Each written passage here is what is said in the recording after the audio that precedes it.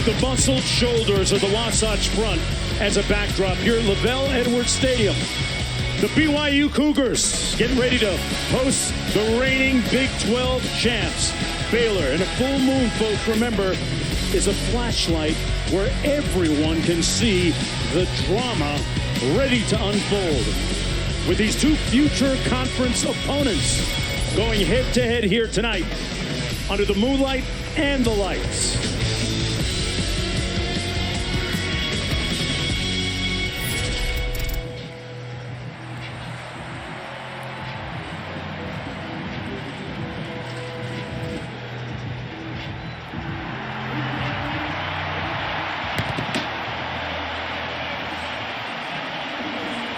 Through the smoke, BYU, Baylor, they both want the smoke tonight. This place was a bastion, a fortress of success for the Cougars a season ago. Hello, everybody. I'm Mark Jones, chopping it up with Robert Griffin III. Quinn Kessenich down on the field. He'll be joining us in just a bit. Baylor comes in, Robert, the reigning conference champs of the Big 12, but they say to move forward, they've got to forget about what they see in the rearview mirror. 100%, Mark, and especially when it comes to this game last year, Baylor completely dominated BYU, bullied them at the line of scrimmage, and physicality has been what BYU has been preaching for over a year as they've waited for this game to come back around. So what we're going to see today is whether or not BYU can channel all of that energy. They got their bike stolen last year. They want it back, but we don't know how good either of these teams are. We're going to learn today. This is a statement game. Somebody got deboed last year. We're going to find out whether that bicycle comes back to BYU. Meanwhile, the garrulous, gregarious head coach, Satake, the people's choice, Amatamea, my Samoan brothers and sisters tells me means, yeah, not the gritty, it means kickoff. Welcome back, everyone, to ESPN College Football, presented by Geico. Here at LaVell Edwards Stadium under a sea of Cougar blue. We go downstairs to Quinn Kessenich, who has some big news on a couple of BYU receivers. Availability is the strongest ability, and when it comes to BYU receivers tonight, they're missing a lot of experience and production. You got two guys, Gunnar Romney and Puka Nacua, are both out for this game tonight. Nacua was our leading receiver a year ago. He tore it up last week in abbreviated action against South Florida, had 4 touches. 2 of them went for touchdowns. You're going to see some youngsters. Keanu Hill, 6'4", excellent on jump balls, and Chase Roberts, a freshman who's also 6'4", and he can go, he can run. A lot of inexperience and opportunity for these young receivers. Let's see who steps up to the challenge. Quinn, Baylor winning the toss, deferring to the second half. BYU will start off first down and 10 from their own 25-yard line. Jaron Hall is their starting quarterback, and he was outstanding last week in their win against the University of South Florida. He's an improved deep ball passer this year, one of the components missing from his game a season ago. It'll be first down and 10 from the 25-yard line for Hall, completing 78% of his passes last week. And you know, Mark, Jordan, he's so special because of his ability to make plays both in the pocket and outside of the pocket with his arm and his legs. And with those 2 top receivers being out, he's got to put the team on his back, leading to victory. They go empty here on first down. 5 receivers. Hall fires complete all the way out to the 35-yard line. That's Cody Epps getting the first down for BYU. A 9-yard gain, actually.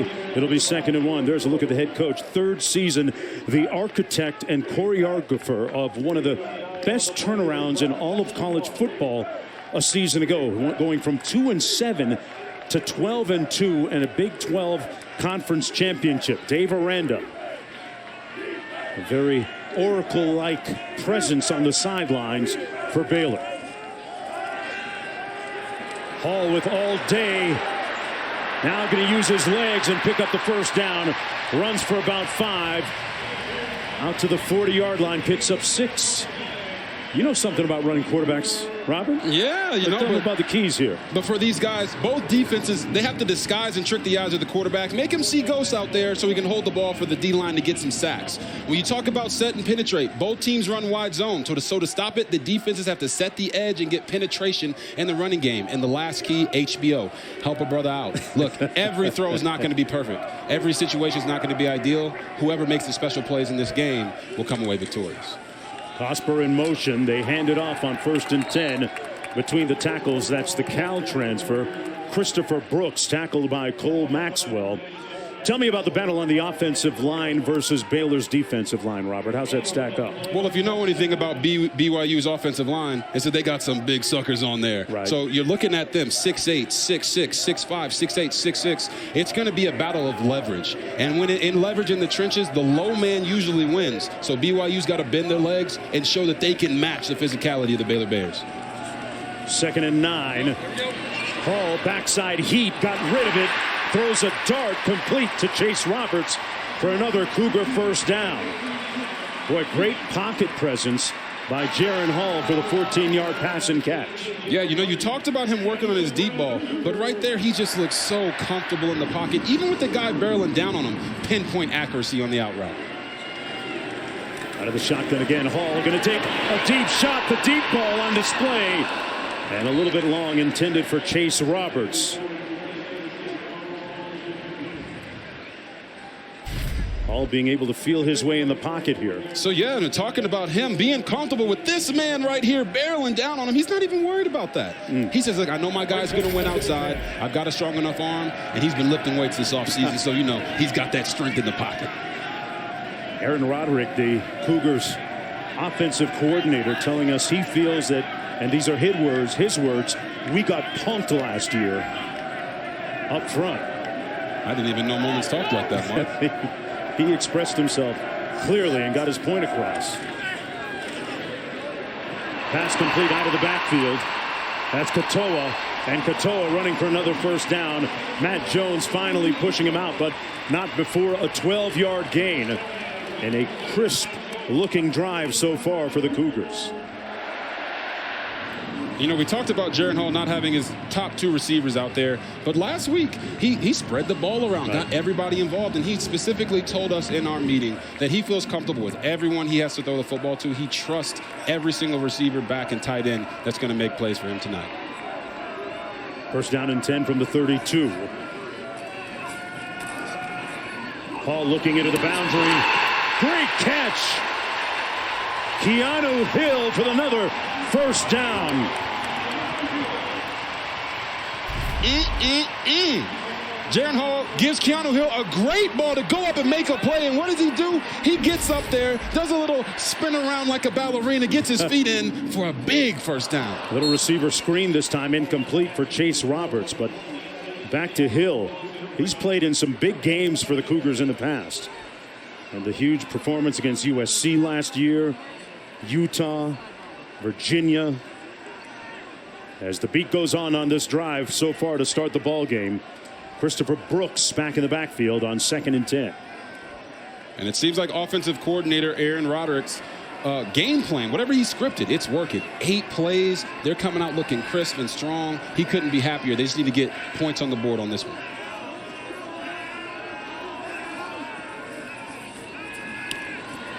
Hall behind his intended receiver, the tight end, Isaac Rex. Those two have great chemistry after spending a lot of time together out in California this season. But instead of the catch, it's 3rd down and 10. Look ahead for me, Robert. What do you like in terms of play selection here? Yeah, before we get to that, I mean, I know that Jaren Hall is kicking himself because he had a touchdown there to Isaac Rex if he had just led him up the field a little bit. But here on 3rd and 10, who is their go-to guy? It should be Dallin Hawker, number 5, the big tight end. But I don't think he's on the field right now, so look for him to look at Isaac Rex there in the slot.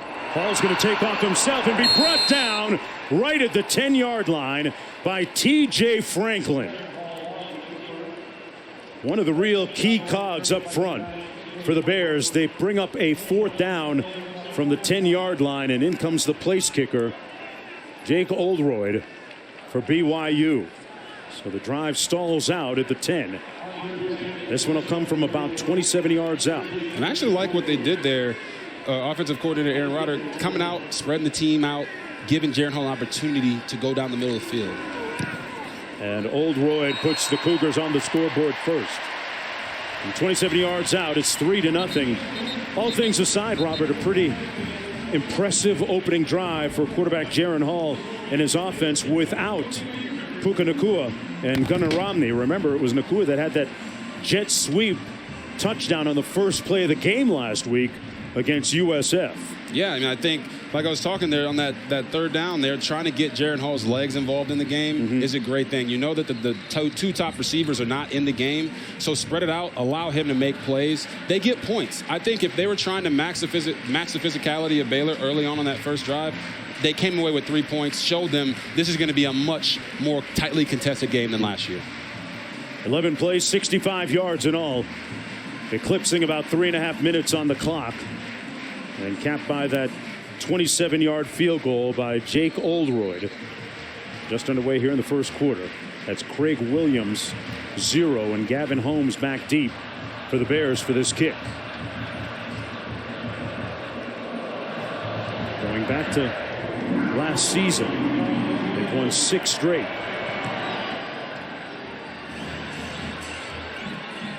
And this will come out first down and 10. From the 25-yard line for the Bears and their starting quarterback, Blake Shapen. You know, Mark, when you talk about Blake Shapen, he's got everybody in Waco excited about what this Baylor Bear offense is going to be. Last year, it was pound the rock, hand it to Abram Smith, hand it to Treston Ebner, throw it over the top to Tyquan Thornton. But this guy came out last week slinging it all over the field and has them really excited about what the passing game could look like. And look at the noise that crowd is making trying to shut down that offensive communication.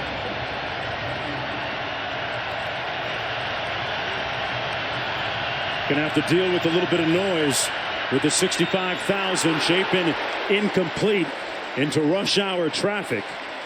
Intended for Seth Jones, number 88. Brings up a second down and 10. You saw those sparkling numbers from week 1. Completing 85% of his passes, a couple of touchdown tosses, 214 yards passing in all for Blake Shapen, who beat out Gary Bohannon in the spring.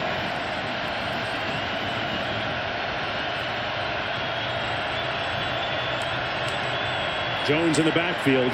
He'll take the handoff. Squares those shoulders and picks up about 3, but there's a flag down. Waylon Jones ran for 59 yards last week. Offside, number 92 of the defense in the neutral zone at the snap. It's a 5-yard penalty. Replay, second down. And welcome everyone to LaVell Edwards Stadium here in Provo, Utah, under the lights in this meeting between a couple of future conference foes. Baylor out of the Big 12 and BYU soon to be in the Big 12. Second down and 5 after BYU marched down the field on its opening drive and capped that drive with a 27-yard field goal.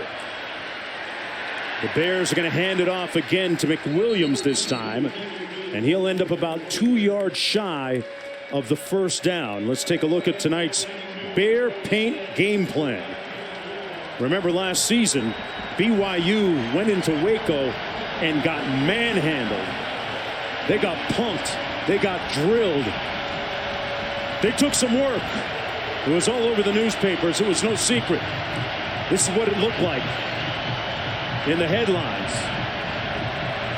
And the Cougars looking for a little bit of payback.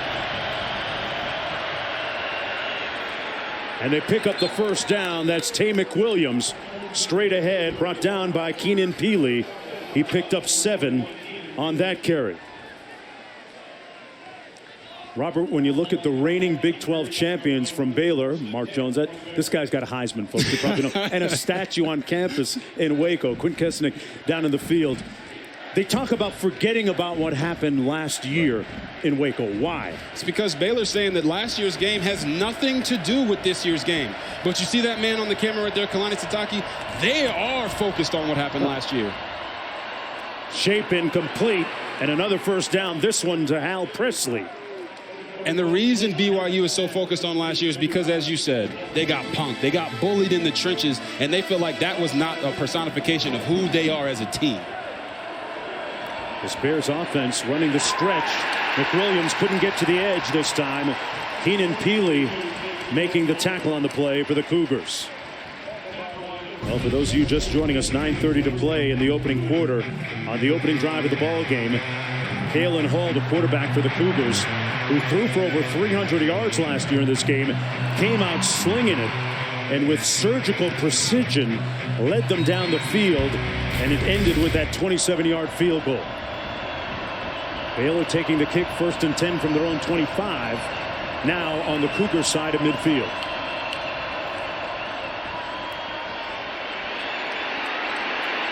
Chapin with all day now runs out of real estate, and he's going to lose a few yards. Ben Bywater making the tackle for BYU. Sets up a 3rd down for the Bears. And right there, that negative play, that tackle for loss by Ben Bywater on the quarterback is exactly what BYU needs. They need to put Baylor in 3rd and long situations. That's what Baylor did to them all last year, but Blake Chapin's got to throw that ball away before he gets sacked. Lost 4. A little pressure coming from the Cougars. Chapin eludes the rush and incomplete. So the Cougars brought a little bit of heat, brought some pressure, and they forced the incomplete pass. Tanuvasa there with the pressure for the Cougars.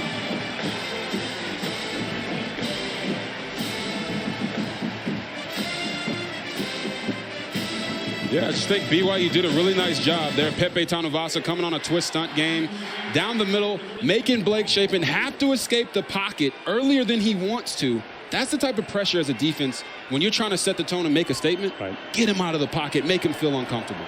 Of course, Jeff Grimes, the offensive coordinator for the Bears, used to work at BYU here in Provo. Punt fielded at the 7-yard line. That's Gunther. He's going to be brought down after a gain of about 3 on that punt. Jaron Hall will take over 1st down and 10 from there. Hey, how many coaches across the country can give it the gritty? Kalani Sitake amped and ready to go. Welcome back, everyone, to ESPN College Football, presented by Geico. It's the 4th meeting all time between the Brigham Young University Cougars and the Baylor Bears. 1st down and 10 for BYU from their own 10-yard line. Hall hands it off to Christopher Brooks. And Brooks picks up about 3. Let's go downstairs to Quint. BYU playing without their 2 top wide receivers tonight, Puka Nacua and Gunnar Romney. Romney hasn't been cleared medically to play this season, and Nacua was hurt last week at South Florida. He had a masterful game in abbreviated action, 4 touches, 2 touchdowns, almost 100 yards. You're seeing some youngsters out tonight. Keanu Hill and Chase Roberts on the outside. Both are tall with decent speed, and it's interesting that offensive coordinator Aaron Roderick definitely targeted them during the Cougars' first drive. Get them engaged early. Seems like the plan. This is Brooks again, and he's going to be stopped up. No gain on the play. 3rd down coming up for Jaron Hall, who worked with his group of receivers a lot during the offseason out in California at Isaac Rex's place. 3rd and 6. They talk about putting a lot more responsibility on their quarterback this year, getting them into and out of good, bad, or bad plays.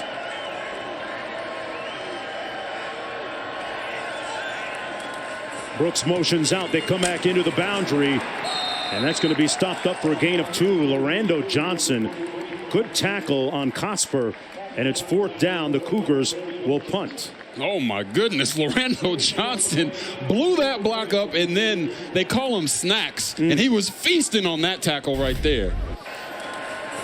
Listen to this hit. Ooh! They might call him Smacks. That was a hit, like you said. So Holmes is standing back on his own 35. Here's the punt from Rico. And Holmes all the way back at his own 28. So there's a flag down on the play and another flag back at the 32. A 56-yard punt. Jalen Ellis ran into Rico, the punter.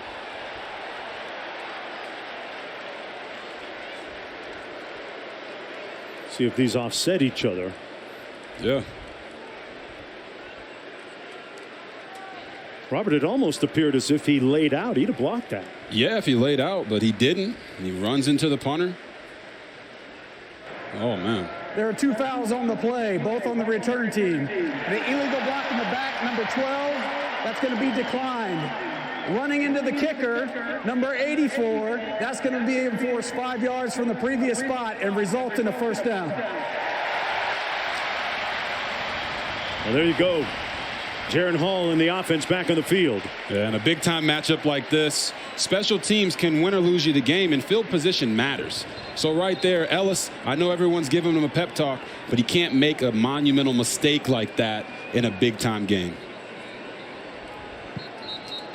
6:25 to go in the opening quarter.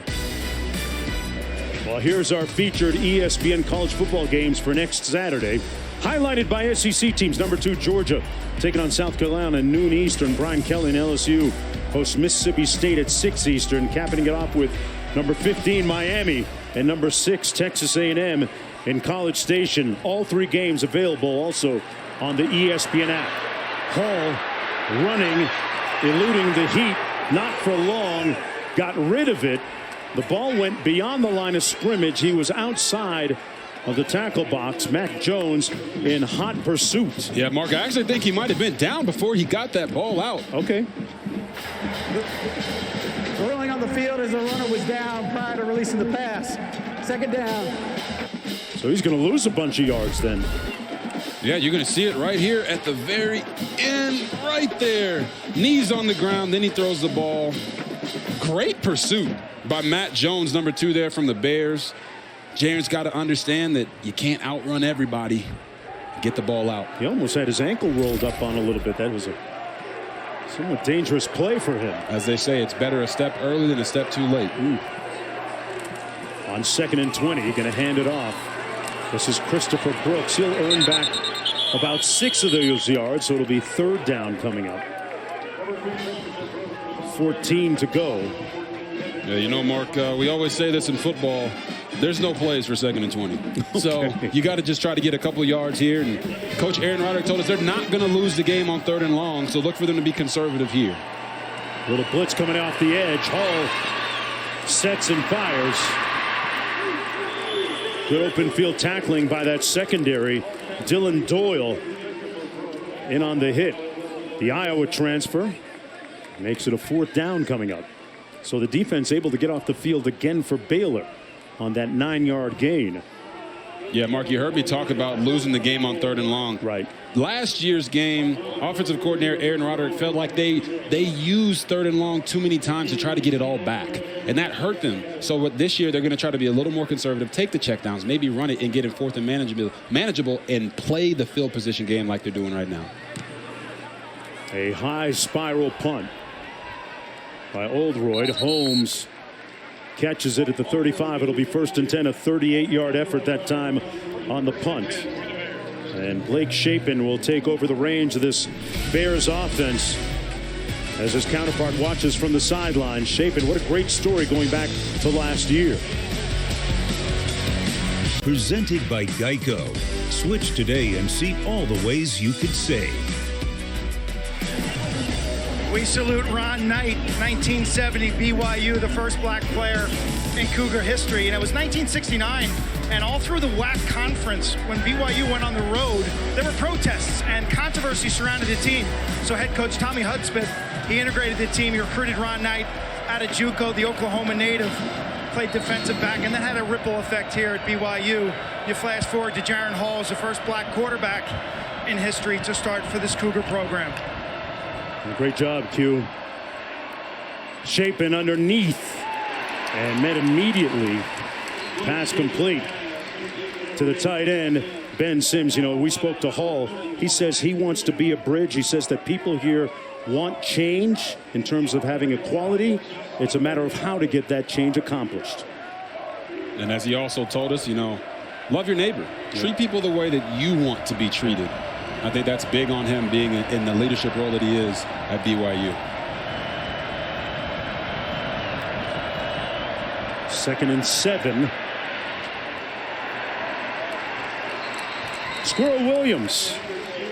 Let's go back to Matt Berry in the studio.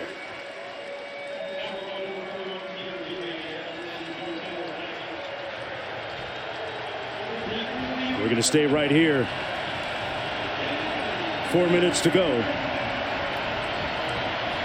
3rd down and 3. It was good to see Squirrel Williams get a touch on that last play. He's a big part of the backfield for them. Let's see where they go. Baldwin is usually one of their clutch receivers. They're going to run it and pick up the 1st down. Tay Williams, Robert, that's an example of just rolling up your sleeves, right? And smash mouth on the line. Yeah, Baylor knows that they dominated and bullied this BYU team last year. So they're saying, hey, you know that I know that you know that I know that I'm going to run the ball, and you got to stop it. Right, we all knew Jordan was going to shoot the fadeaway. Yep. They couldn't get it done. Right there, Baylor rolled up their sleeves and said, we're going to run the ball. And look at both of these teams use all 4 downs to stay on the field because they have confidence in their offensive line. They set up the screen, and they set it up well. McWilliams still on his feet across the 40, and another 1st down at about the 36-yard line. Great hand walk by McWilliams, picked up 17 yards, but there's a flag down on the play. Tay McWilliams ran for 45 yards last week in that win against Albany. That penalty going to go against. Illegal block in the back, number 63, offense. It's a 10-yard penalty from the spot of the foul. Replay, 1st down. Going to go against Grant Miller. Starting right guard for the Bears. Boy, Dave Aranda has a different type of disposition on the sidelines. Tell you more about that in a minute.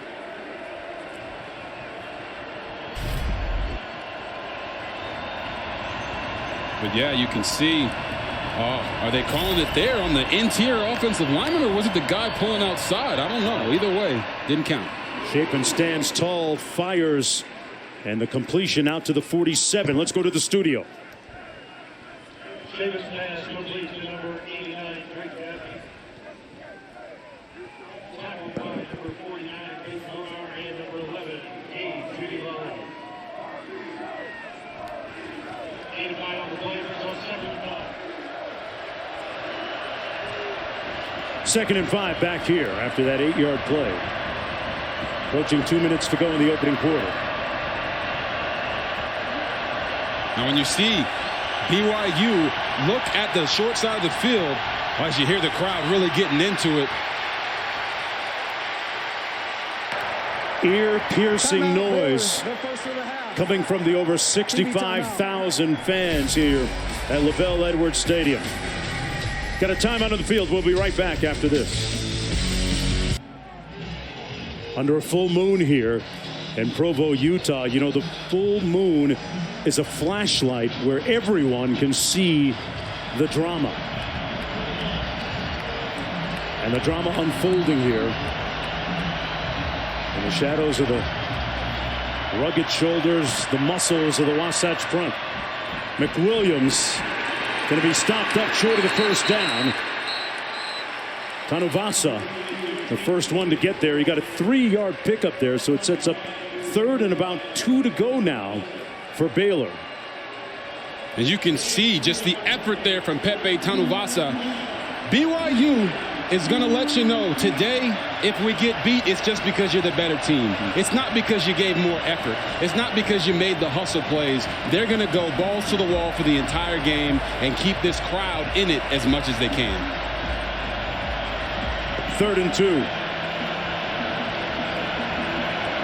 At this point on the field, Baylor is probably going to run this ball here and use all 4 downs if they don't get it. They bring in Doyle in the eye, Shapen, backside pressure, and he's sacked back at the 50. Bawatea making the tackle for BYU. And you see, Mark, that's exactly why they should have run the ball in that situation, because now you get sacked, it's 4th and 7, and you don't have that opportunity. Watch this man right here. He's pretty much unblocked. I think you might want to block the 6'4", 310-pound defensive lineman, but hey, he's like, hey, I'll feast on that all day long. Lost 5 yards. In comes the punt team for the Bears. Isaac Power perched at his own 35.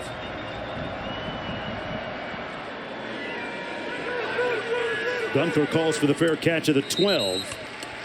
And that's where Jaron Hall will take over, 1st down and 10. Hey, the 53rd season of Monday Night Football kicks off next week.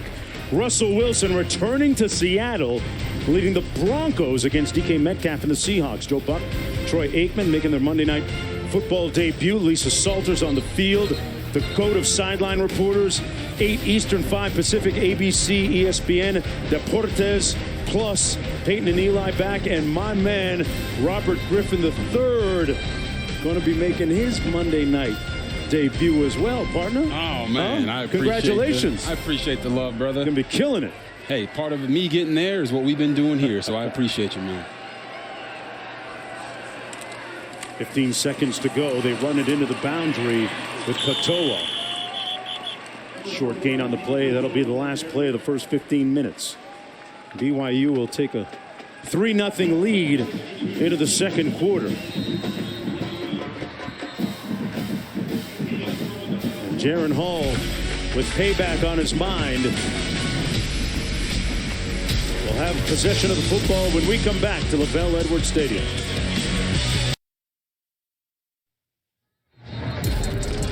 Kalani Sitake, the head coach of BYU, 7th season on the sidelines. Boy, what a great job he's done, especially over the last couple of years. 21 wins over that span of time. The former player under the legendary coach LaVell Edwards, and a Kyle Whittingham disciple as well, doing a fantastic job, living by the credo and the culture of love and learn. Not going to love that play. Lemire bringing down his tailback, Katoa. Little or no gain on that play. Might have actually lost one on the play as we begin the second quarter under the lights. Mark Jones, Robert Griffin III, Quint Kesnick down to the field. BYU going quickly up at the line of scrimmage. Katoa again, this time picks up about 5.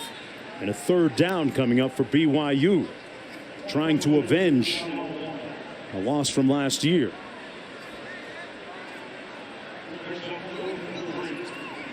Check that, it is 4th down.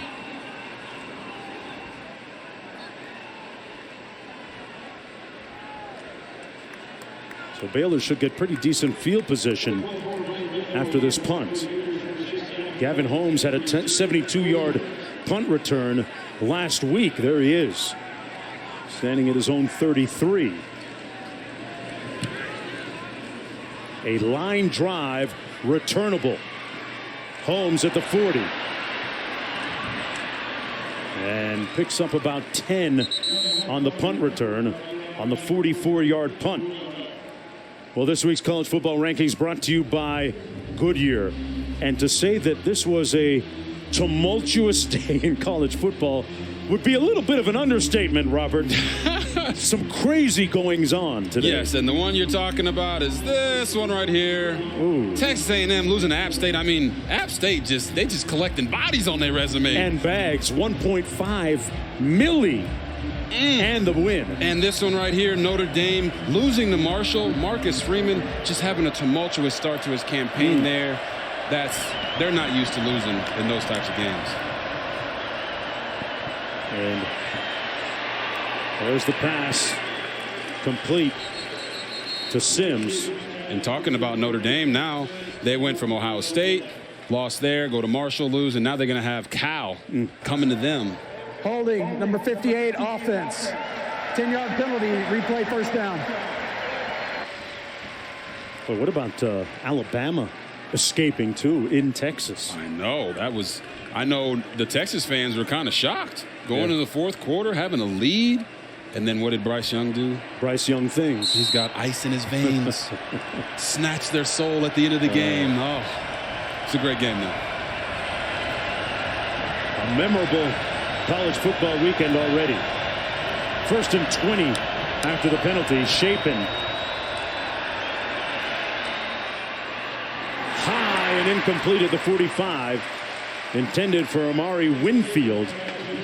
You know, Chapin, going back to last year, a real tipping point for him was that Big 12 title game after he already had become the starter for Gary Bohannon. In that game, he started off 17 for 17 on their way to their first Big 12 title in a while. And he was the most outstanding player of the game in that win against Oklahoma State. This year, though, it's a different team, as they like to say. And he's learning to lead in his own unique way, in his own leadership voice. Gets it out quick, complete. And nowhere to go. Josh Cameron with the catch. And yes, Mark, when you're talking about Blake Chapin, Coach Aranda was wondering, like, why is this guy just so calm all the time? You step into the big spotlight in the Big 12 championship game, you go 17 for 17, break a Big 12 record in that game, and he says he's got a little cowboy in him, right? He doesn't say many words, but he's got that gunslinger mentality and extreme confidence, and they need him right here on 3rd and 9 to make the smart play. Got to get 19 here. They play conservative. Oh, and Tooley gave him some smoke. Wow. He hit McWilliams into last week. 3rd and 19 there. You know the offense is probably going to play it conservative. And you might as well call him Mad Max, because Tooley, ooh, he brought the smoke like you said there, Mark. Wow. Oh, my goodness. This guy had a pick 6 in the first game against South Florida. And he's trying to show people not only can he catch and run with it, but he can lay down the hammer. From Bountiful, Utah. That's his hometown. I believe the same hometown as our own Holly Rowe. She's from there. Back at the 13-yard line. Great punt coverage on Gunther. Nowhere to go. No gain on the punt return. A 51-yard punt by Isaac Howard. This will rattle your feelings, Robert. Oh, yes, it will. You're going to see Mac Tooley baptize that man in the hole, hit him back. Talk about physicality. There it is. Welcome back, everyone, to Lavelle Edwards Stadium. 3-0, the Cougars with the lead. 11:43 to go in the first half of play. Was that Baby Landshark? Was that Baby Shark on the screen? There was used to be cartoon Jabberwocky. This is Jaron Hall. Got back to the line of scrimmage. This has been a game where players from both teams just rolling up their sleeves and being physical, Robin. Yeah, BYU knew coming in, hey, we ain't gonna show any mercy. And you just see him flying around the field, beating Baylor to the punch every single time. Oh, my Lord. He made him see the Father, the Son, and the Holy Spirit on that hit. And there he is right there, Max Tooley. These guys are determined to say they feel like they got their man card taken last year. They want it back. Gonna have to earn it.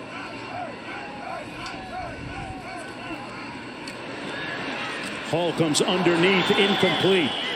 Intended for Keanu Hill. It'll be 3rd and long. Jones on the coverage. Well, they said that they were punked last year. And this is it right here. Physicality, key in the battle.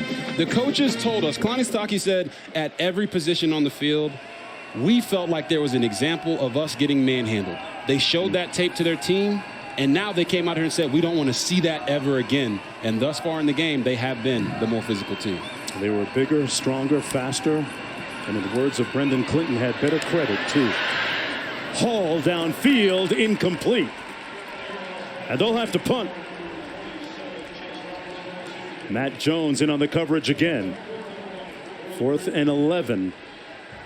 This defense is doing a good job for Baylor. Yeah, I really do think they are making Jaron Hall see ghosts out there. Switching up the defensive looks, making them hold on to the ball. But right there, as offensive coordinator Aaron Roderick said, they don't want to lose on 3rd and long. Make the smart play, throw it away, play the position battle, the field position battle, and they're doing that effectively because their defense is playing so well. Punt from Rico. Comes down to the 41-yard line, fielded by Gavin Holmes. This is what it looked like last season. BYU held the lead in the second quarter, but Baylor's defense really bowed up after that on their way to the victory in a convincing fashion. Back with more right after this. Of the city of Provo, Utah, named after him.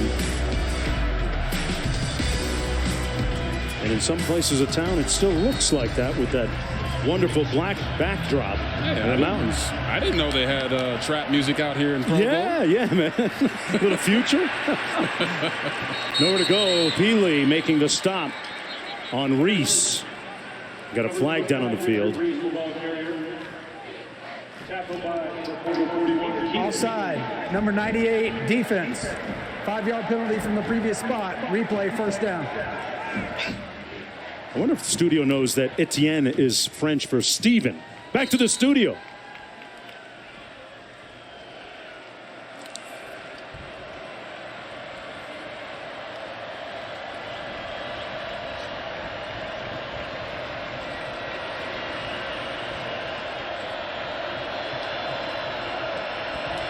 Yes, yes. Sure can, Matt. For the backside pressure, they get to Chapin. Hawes was the first one to get there. 6'2", 230 pounds from Little Rock, Arkansas. That's the third sack already today for the Cougars, Robert. And yes, and it's Caden Hawes. And you're going to see these guys come around like this, do a twist game in the middle. Caden Hawes used to be an offensive lineman, so he understands that once you make that move, you just got to get penetration. And if you can get the ankles, as they say, that brings them down. Both teams' defenses respectively doing a nice job with a total of 5 sacks. False start. Number 88, offense. 5-yard penalty, second down. Well, coming up this week on Sunday NFL Countdown before the Bucs and Cowboys square off one-on-one with Dak Prescott, plus all access inside Devontae Adams off season before his Raiders debut, and kick off your Sunday with NFL Countdown 10 a.m. Eastern Time on ESPN.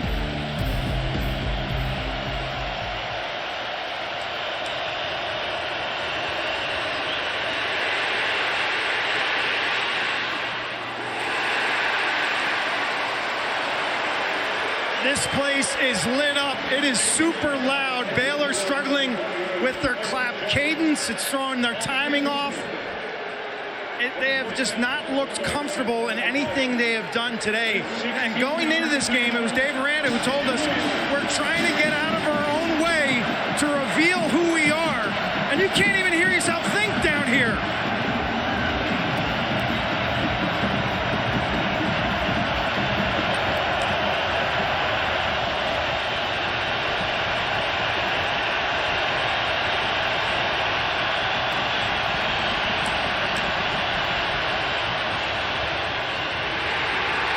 Incomplete. And you could feel the gas coming out of the Bears' collective tanks. On that sequence, Fisher got a piece of it, Fisher Jackson. And it's 4th down and 16. And another punt for Baylor. And Isaac Power going to be his 4th one of the evening with 9:11 to go in the first half. And you know, guys, one of the keys I talked about early in the game was HBO. And the crowd is helping a brother out, making it loud, making it difficult, as Quint so eloquently stated. A high punt comes down at the 22-yard line. Fair catch called by Gunther. 1st and 10 from there after the 44-yard effort. 63,000 people here at LaVell Edwards Stadium. Blue, the prominent color of the night. What would you expect? And a hyped up coach. John and Kelly use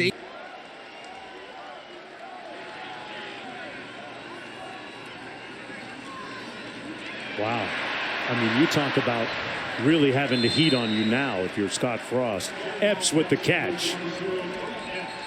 The Sun Belt did it again. I saw what you did there, by the way. You saw that? Scott Frost got the heat on him. Man, you never sleep, man. You don't miss a thing. Dang. Got a Baylor player shaking up down on the field. This game so far, arrhythmic offensively. Well, here's our Sunday night baseball matchup. Giants and Cubs finishing up a 3-game series at Wrigley. Starts at a special time, 8 Eastern, 5 Pacific on ESPN, ESPN Deportes, ESPN Radio. Our coverage begins 7 Eastern with Baseball Tonight, Sunday night countdown. This Baylor defense, for the most part, tonight has been impervious. It's Christopher Morgan coming off the field.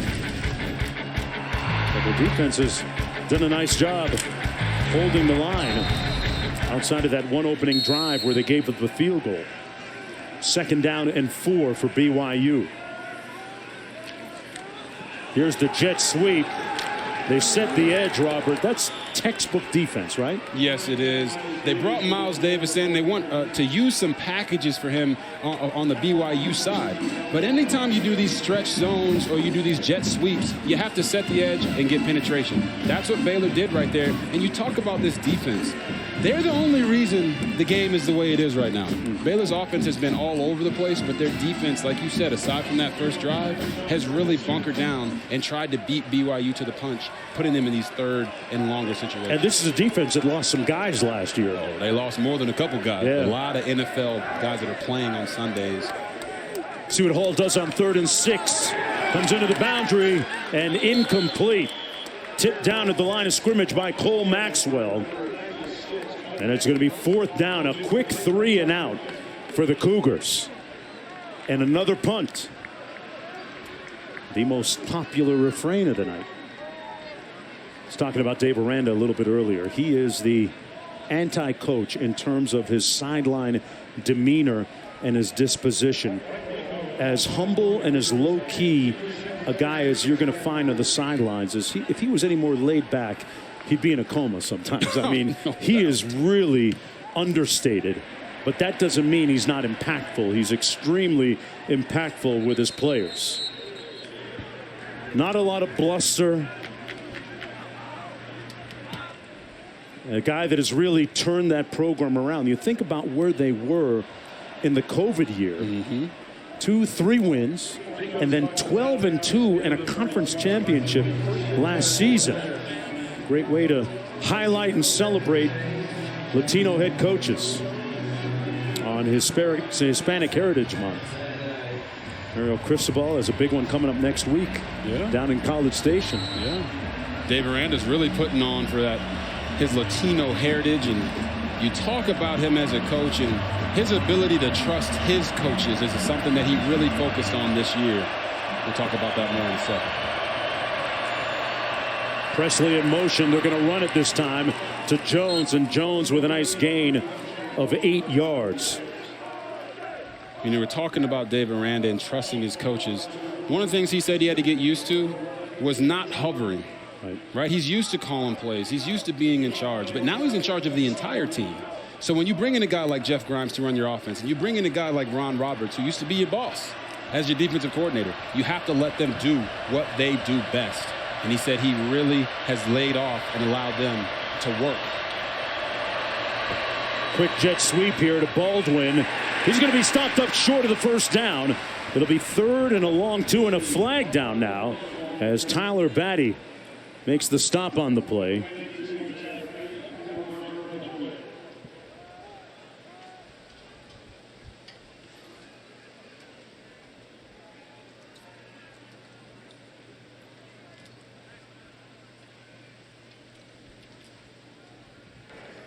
Personal foul, illegal block below the waist, number 5 of the defense. It's a 15-yard penalty from the previous spot. Automatic first down. Take a look at it here on the defense. Oh, you see him a lot of times, these DBs right here. D'Angelo Mandel, the new rule is that when you're in the open field, you cannot cut down offensive guys that are blocking from the outside in. And right there, he was just trying to create a pile. And he's got a pile, and he's got to understand that that is no longer legal. that hurts them right there for sure, giving Baylor a fresh set of downs. But also, in such a tightly contested game, you don't want to give anybody anything. They're going to run it on first down. This is Jones, a short gain. You know, back to Aranda. More than a lot of coaches that you speak to these days, he has really evolved. And he says motivation comes intrinsically with players, and motivation emerges with players when they have a safe environment to be themselves. And man, when you get that happening on your roster, you get a low turnover rate and you get chemistry more than anything else, and you get the kind of success they had last year with 12 wins. Off the play fake. Incomplete. Q. Aranda grew up in Los Angeles. He was a big LA Dodgers fan. His heroes, Tom Flores, the head coach of the Raiders, Anthony Munoz, the offensive tackle for the Bengals. This week I thought it was interesting, Robert. This introverted leader said to us, we need to narrow our focus, up the quality, and increase the speed. We're the faster team, but we haven't seen that today. Baylor's not playing a faster style of football. Yeah, interesting point. And Aranda says, you know, quiet guys like me usually don't get this far. Facts. Nice cutback by Jones, and he picks up the first down for the Bears. Waylon Jones, who averaged almost 10 yards a pop last week, picks up. Yes, and you're going to see all these guys running with the guy coming back across to make a block. And that's what they're trying to do, is cut the defense. And Waylon Jones sees the cut, gets vertical, and tries to finish with authority. That's what you want out of your running back. First and 10 from the 33. Into the wide side of the field. Jones cut down this time after a gain of 2 on the play. Jones out of Grand Prairie, Texas. Had a touchdown last week in that blowout win against Albany. And Aranda in his news conference this week really was happy with the offensive line that accounted for a lot of yards last week in the run game. 5:10 to go, first half. Single back set. They're going to run it again. This is Reese. Now, Mark, part of Baylor's identity last season was running the ball. That's what Jeff Grimes wants to do, the offensive coordinator. That's what Dave Aranda wants them to do. But right now, I feel like they're running the ball to try to calm down their quarterback, Blake Shapen. They don't really know what their identity is. He hasn't really been in an environment like this on the road this early in the season in his young career as a starter. But right here on 3rd and 6, do they use 2 downs and run it here and keep taking the pressure off of him? Looking to pass, Shapen into a tight window for the first down. Wow!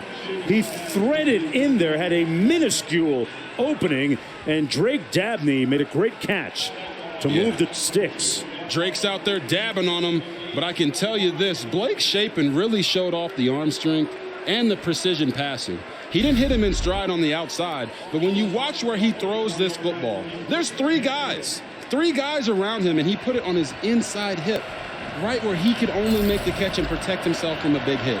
That's what you have to do as a quarterback. Maybe that'll earn him a little bit of confidence. Squirrel Williams into the boundary, cuts it up, and a nice gain of about 9 on the play by Squirrel Williams, brought down by John Nelson. He's dealt with some injury issues, Williams has, but looked pretty spry and lithe on that run. Yeah, he is, and this squirrel's always trying to find his nut, and what he does here, I'm telling you, this guy is so fast. He's a 10-200 guy in track and field. The injuries have piled up for him, but they know he can be a dynamic playmaker, so they limit his touches because, as you saw right there, when he gets the ball in his hand, he can be explosive. On 2nd and 2, it's going to be Williams again. And Squirrel Williams picks up the first down for Baylor with a little over 3 minutes to go here in the first half. They had Ebner last year in the backfield. He's moved on. So did Abram Smith. And people wonder, why run the wide zone? Why run the wide zone? You run it because it's going to tire out the defense. You see that? First 4 drives, 16 plays, 26 yards. But on this drive, 9 plays and 58 yards. That's what the wide zone does. It makes the defense have to run sideline to sideline, and eventually they get tired out. Baylor is hoping that that's what's going on, and they need to punch it in for 6. Jones in the backfield. Chapin wisely using good discernment throws it away. Jones was the receiver in the area. Fisher Jackson with good pressure on him. It'll be 2nd down and 10 for Chapin out of Shreveport, Louisiana. Former shortstop on the baseball team at Baylor coming in. Oh, he wasn't just a shortstop. In high school, this guy was like the #1 shortstop in the state of Louisiana, and we all know they play great baseball down there, and he's brought that mentality of just go out there and sling it around to the football field. Chapin with the play action inside, complete, and a 1st down and goal to go. Ben Sims puts it a yard short of the end zone on that 11-yard gain. Oh, that was beautiful, guys. You're going to see the little sidearm here, but it was all set up as you watch him there just fit it in real nicely there to Ben Sims. It was all set up off the wide zone running scheme. The Bears threatening 1st and goal coming up. Chapin with an enterprising creative throw there, and they're threatening when we come back.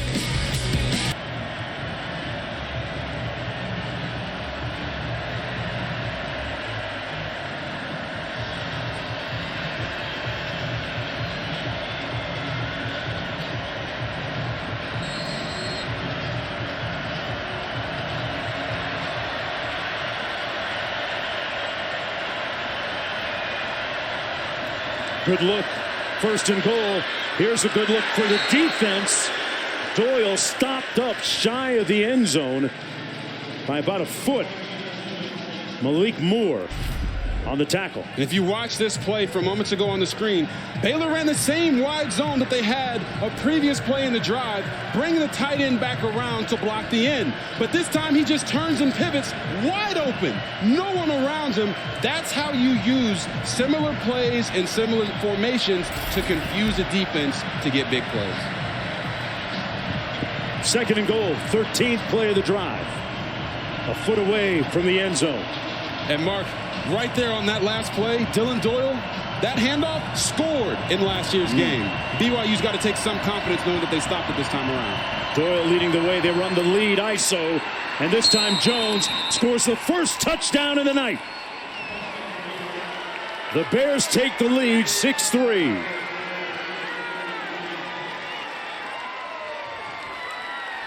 Old school football. They had a fullback in there, Robert. Dylan Doyle. They run the ISO lead play. Man, what are we, 1970? I mean, you don't see this very much, especially in college football. But Quaylon Jones, look at that bicep right there. That man is lifting weights, and he just carried Baylor into the end zone. Man, he put BYU in the weight room on that one. 1:37 to go in the 1st half. And the extra point is no good. Hankins rings it off the upright, and the lead stays at 6 with 1:37 to go in the 1st half. Folks, it's a full moon, under the moon and over the sun.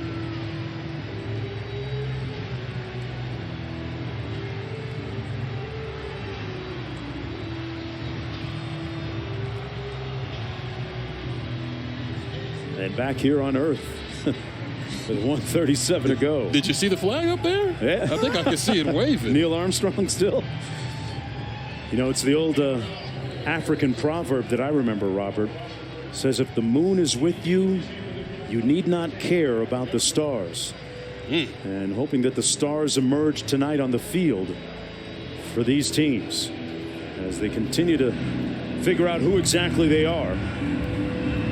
In game number 2, Gunther back for the kick.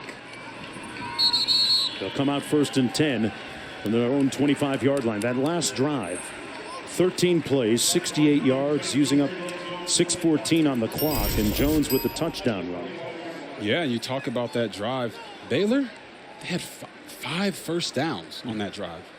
On all their previous drives, they only had 3. So maybe they are starting to find their identity, running that wide zone.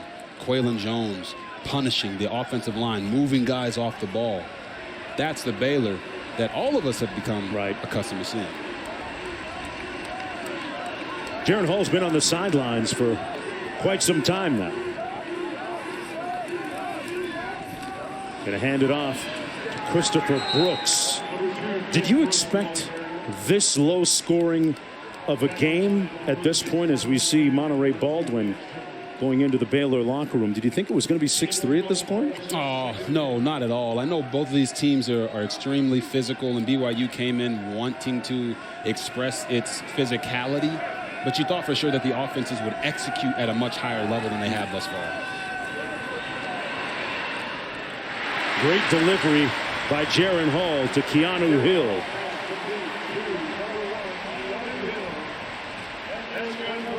Hall had some fire on that one. Yeah, when you give Jaren Hall time to throw in the pocket like they did just right there, he will pick you apart. And I noticed that on the tape. He's done a much better job of going through his progressions and staying calm in the pocket. Got rid of it in time. Finds another receiver into Bear territory. That's Chase Roberts. And there you go right there. Stays in the pocket. Works from the right to the back to the middle of the field. And you're seeing his efficiency start to show up on this drive a little bit. And that deep ball you talked about him wanting to work on, that's where he's going to get those prolific plays. 15-yard gain on the last one. The out complete. Another first down to Roberts again.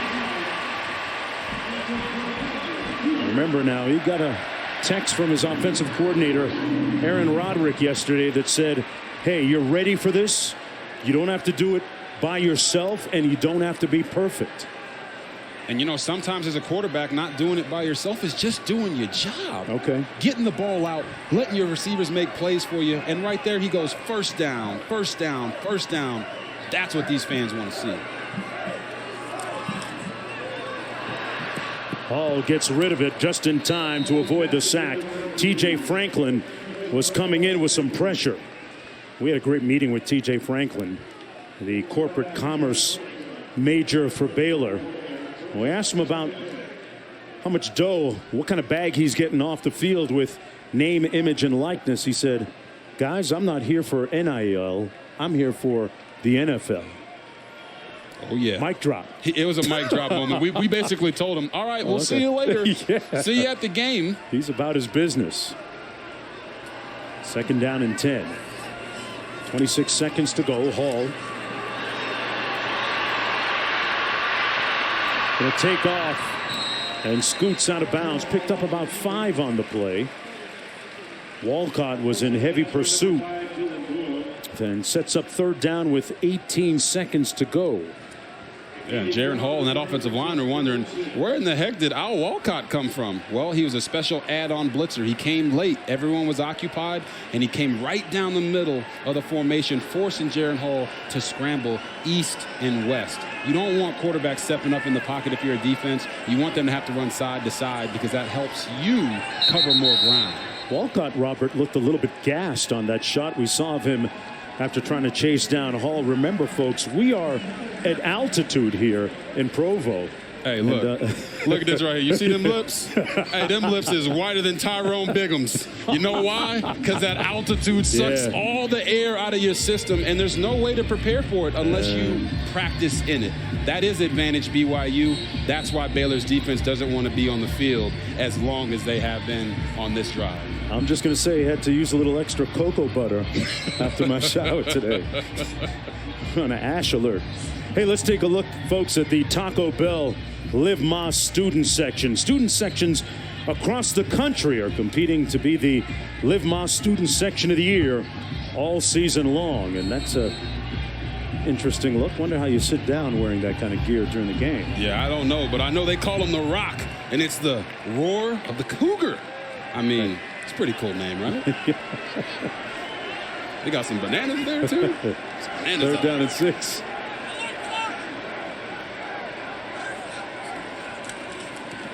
Hall gets rid of it quick. Found his man on the quick slant. Epps for the first down.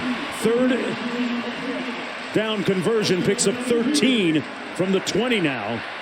Well within field goal range. They got time for a couple. He takes a shot into the end zone. Caught, but did he stay in bounds? Yes! Roberts!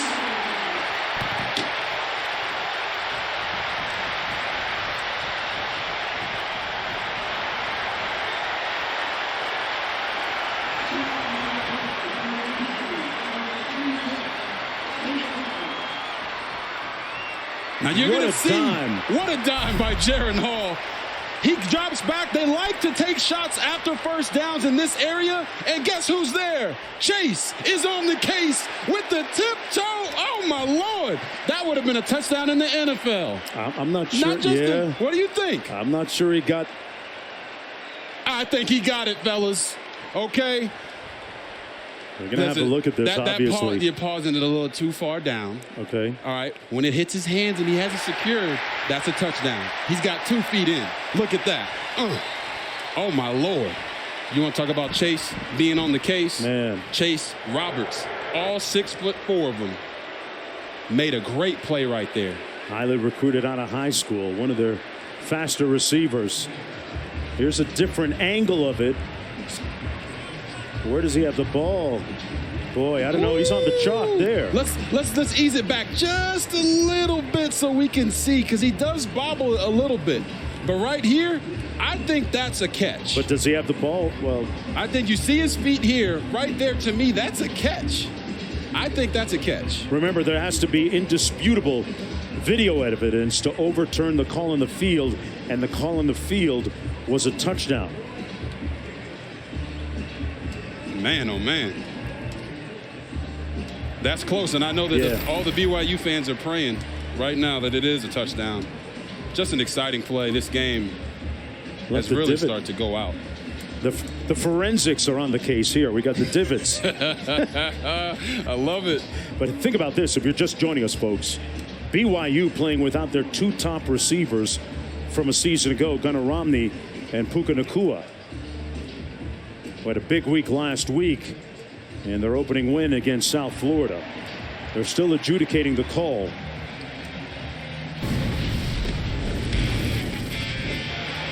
You see it right here. Boom, there's 1 catch by Chase Roberts. Boom, there's 2 catches by Chase Roberts. And boom, there's 3 for a touchdown. The ruling on the field stands. Touchdown. Told you. There it is. What an impressive, precise, prolific drive led by Jaren Hall. Yes. He showed a lot of poise on that drive that started deep in their own territory. Sometimes as a quarterback, putting the team on your back like that means trusting the guys around you. Jaren Hall right there trusted Chase Roberts 3 times. 3 big plays. And now they find themselves back in the lead. And you can see the chemistry between the 2 of them. Talked about how Hall went to California this summer in San Clemente and worked out with his receivers group. And if you don't think Roberts and the Cougars were excited about their first touchdown of the game, yep, that's what he does.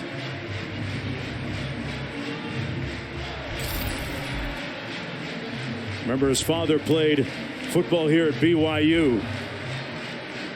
Kalen Hall.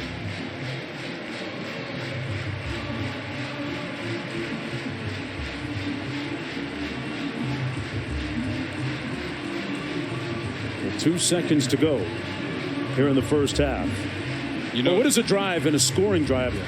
A dramatic one like that do for the entire offense, which has been stuck in the mud for most of the night. It gives them extreme confidence. You talk about Jaren Hall right there as you see him on the screen. He's in his 2nd year replacing Zach Wilson. And everyone here at BYU loves Zach Wilson because they always knew that he had that dog in him and he was always committed to the Cougars. But now you look at Jaren Hall and what he's been able to do. He wants to lead this team to an undefeated season in the college football playoff. Right. If they're going to do it, he's going to have to rely on the guys around him. And right now, just on that drive alone, that looked like an NFL quarterback.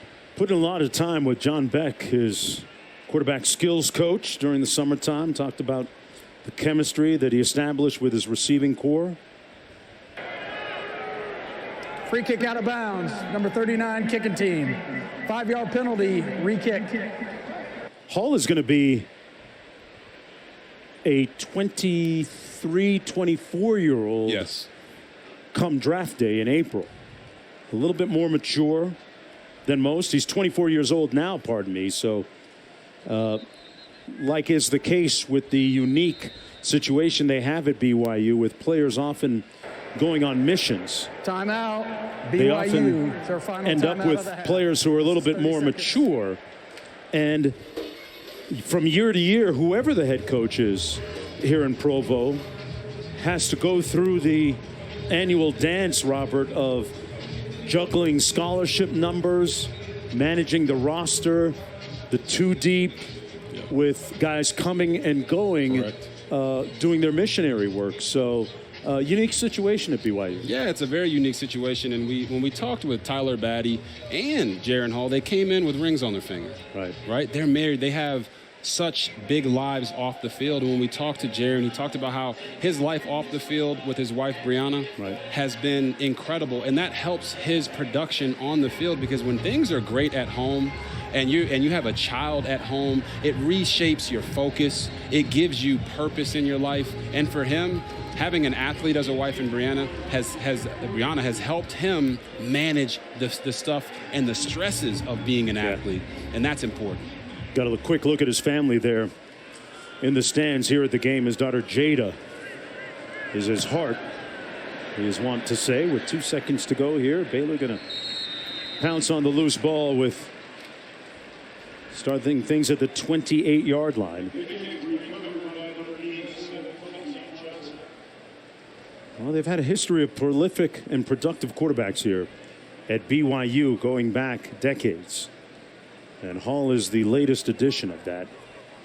Mentioned earlier, the first starting African-American quarterback in school history. We'll have more on the guys that have come through the doors here at Lavelle Edwards Stadium in the second half. And the first half ends with the home crew leading by 4 in a surprisingly low-scoring first half. 10-6. Plenty of football to come. We're going to take a short break and go back to the studio with Matt Berry, Joey Galloway, and Jesse Palmer. Guys, Provo, welcome back to ESPN College Football, presented by Geico.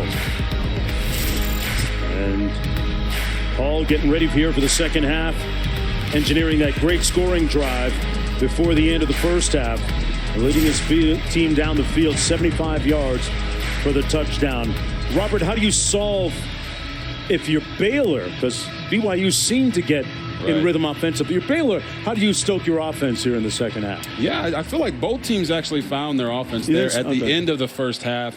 Baylor did a good job using the wide zone, tiring out BYU's front, and then throwing the ball over the top. For BYU, they really just came out and said, hey, we're not really running to that great. We're going to put the ball in the hands of our quarterback, Jaron Hall, allow him to throw the ball all over the place. And we saw Chase Roberts go out there and make some nice plays on that last drive to get them rolling.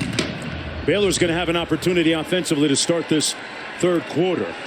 Out of the end zone, this is Squirrel Williams. And Squirrel takes it out across the 20 to the 22. And, you know, one of the things we talked about was make these quarterbacks see ghosts. So you're going to see these two guys on the edge. They're going to pressure. But what they do by changing the look is this guy right here in the middle dropping out to make Jaron Hall be confused about who's coming and who's dropping into coverage. But not only that, then they get him focusing on Dylan Doyle and the other linebacker on the field. And then they drop those guys out and they bring Al Walcott from the outside. Now he's the ghost. Jaron Hall is seeing different things from play to play. That's great defensive coaching by Ron Roberts, and then switching up the looks on him. They try and hit the edge here. Reese. And he's stopped up right near the line of scrimmage by Max Tooley and Gabe Summers.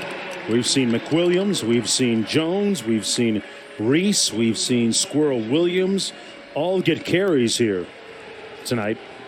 Haven't seen any Josh Fleek.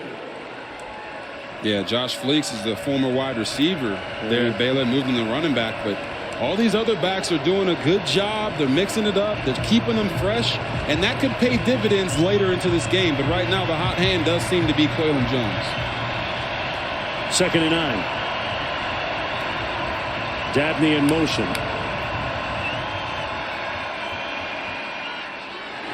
Incomplete. No flag on the play. Intended for Ben Sims. It'll be 3rd and long coming up. Q, put some knowledge in our ears with your Q-tips.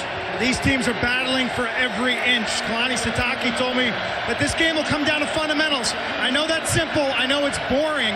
But he pointed to ball security, penalties, and tackling as these teams get tired tonight as maybe being a difference maker. Interesting take from Coach Sitake. 3rd and 9. Reese into the backfield. Chapin with time, hits his man for the first down out near the 45-yard line. That was Gavin Holmes. Picks up 20 to move the sticks. And here's just a flash to see what BYU has been doing to Blake Chapin. He's known that these two linebackers have been coming all game long. So what do? They bring one of them, drop the other one out, confusing him. As you see, he doesn't know where to go with the ball, allowing the defensive line to get to him. Holding the ball as a quarterback is not what you want to do, but BYU has done a great job of making him do that. 1st down and 10. Chapin down the middle into traffic, complete at the 39-yard line. Hal Presley squeezes it for another Baylor first down. That one good for 17 yards. And what you saw right there from Blake Chapin was there was no confusion. He didn't see any ghosts. He saw very clearly Hal Presley down the field. Blake Chapin stood tall in the pocket right there. They run it into the boundary. This is Reese. Jones on the carry. Might have gotten a yard on the play. It'll be 2nd down and about 9 to go.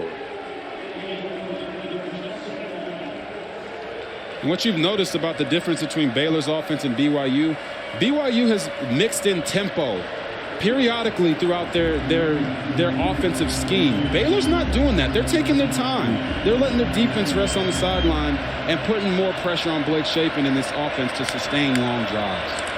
Squirrel Williams going to pick up about a yard, leaving them 3rd and about 8 to go. Dave Aranda told us that he thinks his quarterback Blake Chapin is going to have a real productive season this year, leading this Bears offense. Growing in confidence, being allowed to develop his leadership voice in his own unique way. Yeah, Mark, he said he's doing it his way. He's more of a lead by example guy. Gary Bohannon last year was a more vocal leader. And Coach Aranda respects him for not trying to be anyone but himself. 3rd and 7 to keep the drive alive. Goes through his progression, completes it. And that's going to be a first down to Jones. Puts his hat down and picks up a few more yards. Boy, Chapin, you could see him kind of go through his reads there, Robert, and delivered a strike for 12 yards. Yeah, anytime you're getting the ball down to your running back on 3rd down, that means you've probably exhausted your entire progression. And right there, our guy Q on the sideline said, hey, it's going to come down to tackling. Couple missed tackles right there lead to a first down, keeping this defense that's probably a little gassed still on the field. From the BYU 24. Getting to the corner, Reese turns it. Man, he put Hayes in the friend zone with that straight arm. I think they might call him for a face mask, though. Yeah, we got a flag. Let's quickly go down to Q. Oh, I almost got hit by that wave. That was could be a dual face mask. 18, definitely on the defense, but the offensive player, take a look at his hand too. The running back's left hand, it's on the face. Does he grab the face mask? I'm not sure, but man, they were motoring towards these dasher boards. Yeah, Caleb Hayes didn't want to get Derrick Henry with that stiff arm right there. He's just grabbing the face mask for dear life. Sometimes you got to talk to the hand. Because face don't understand. Some good handiwork by Chapin, though, on this drive. 1st and goal from the 7. Jones Cuts it north-south. Touchdown, Bears. A invariable, inexorable, methodical drive by Baylor all the way downfield. Yeah, they're trying to keep the belt when they leave Provo a little later tonight. Well, Mark, when you hear silence at the other home team stadium, that's when you know you've done a great thing. These fans aren't talking. Baylor comes out of the half, puts together a 9-play, 77-yard drive, taking 4 minutes off the clock. That's demoralizing for a defense. Second touchdown tonight for Jones. This time they knock through the extra point. The lead is up to 3 for the Bears. And you're going to see another wide zone. The offensive line cuts the defense. Quaylon Jones puts down the hammer and rolls into the end zone. What a play. Hey, this is how the night began for Apuika. They just call him Apu. He knew he was already in for a battle, making a homecoming here to Utah, where he's from, former BYU commit. He knew he had a fight on his hand, but he's feeling himself right now after that touchdown. Okay, by the offense. Get down, big man got some feet and some moves. That was an impressive drive. 9 plays, 77 yards, using 4:07 on the clock. It'll be 1st and 10 for the Cougars. Hey, the U.S. Open Men's Championship match tomorrow, 4 Eastern, 1 Pacific on ESPN and the app. Casper Ruud, highest ranked Norwegian ever. 19-year-old Spanish sensation Carlos Alcaraz has been sensational. That match against Tiafoe was one of the best ones I've seen in a long time. 4 hours and 19 minutes. They was laid out after that. What was their recovery like, Robert? Right? Go to sleep. Ice bath forever. Everything. Massage, whatever you want, man. Yeah, both trying to win their first major. 1st and 10 for the Cougars from their own 25. Out of the backfield, complete. Roberts, who had that touchdown reception on the previous drive, brought down by Matt Jones. Yeah, offensive coordinator Aaron Roderick is doing a great job feeding the hot hand. Chase Roberts made a couple plays on that touchdown drive. What do you do in the second half? Come back out, get him a play right away. Aaron Roderick, the offensive coordinator up top, went to hit Roberts again. That one incomplete. It'll be 3rd down and 3 coming up for the Cougars.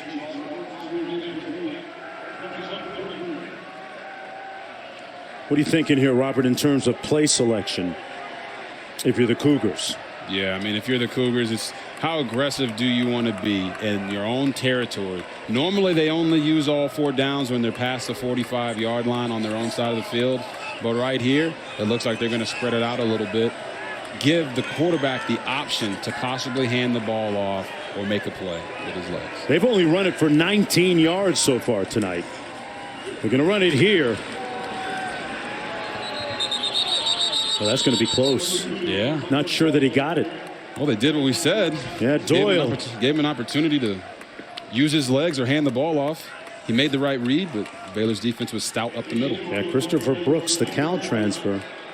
4th and short. The offense still on the field.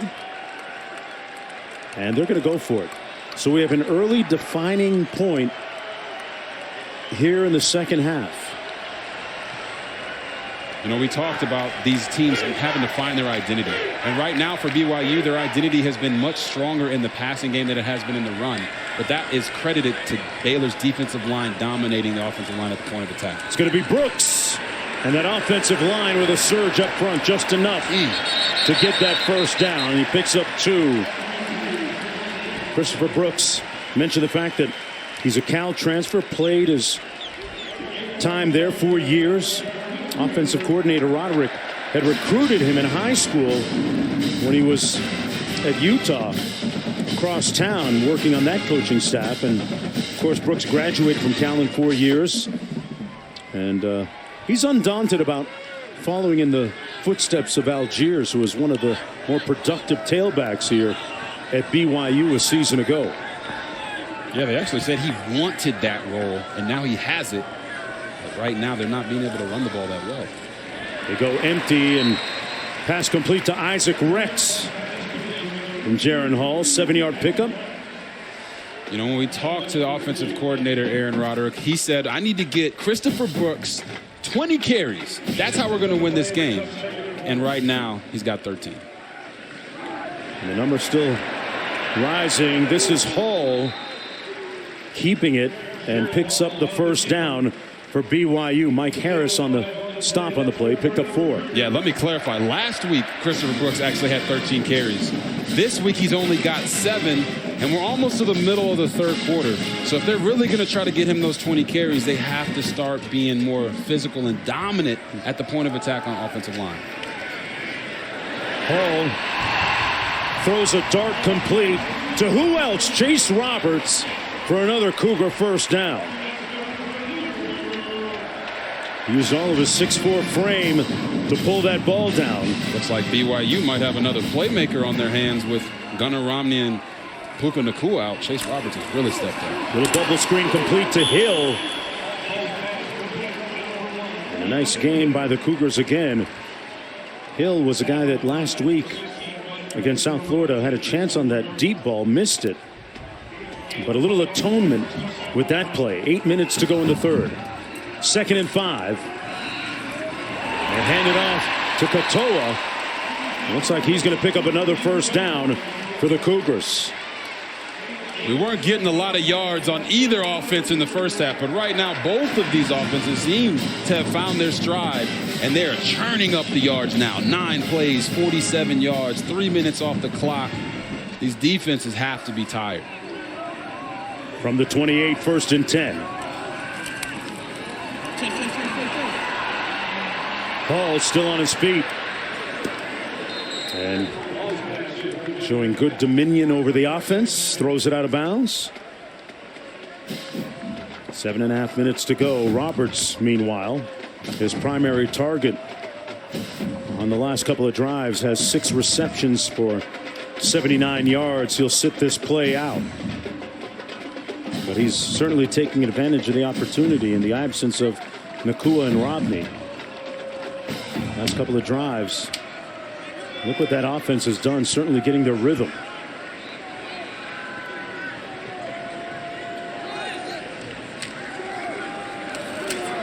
Pass complete to Brooks.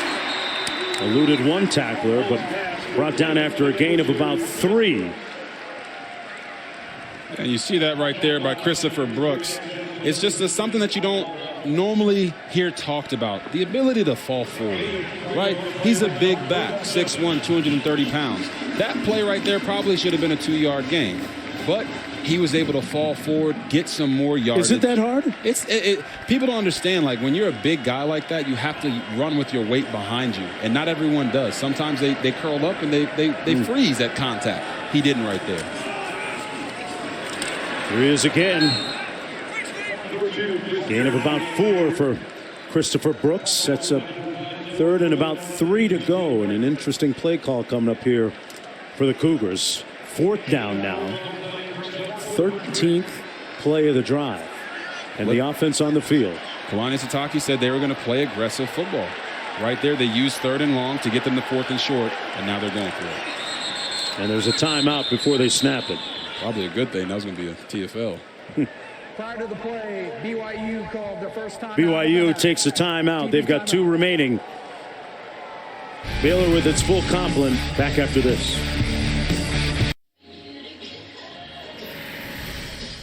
Well, we spoke earlier about the prolific quarterbacks that have come through the doors here.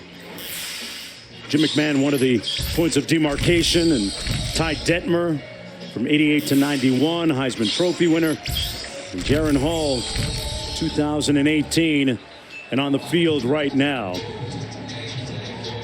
Mark Wilson, Steve Young, Robbie Bosco, Zach Wilson with the Jets now. Looking to get back on the field. I think they said week 4 suffered that knee injury in the preseason.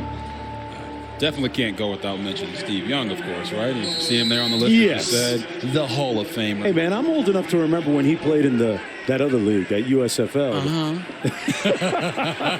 Unfortunately, I am not. 39-yarder on the way from Oldroyd, and he knocks it through to knot the game at 13.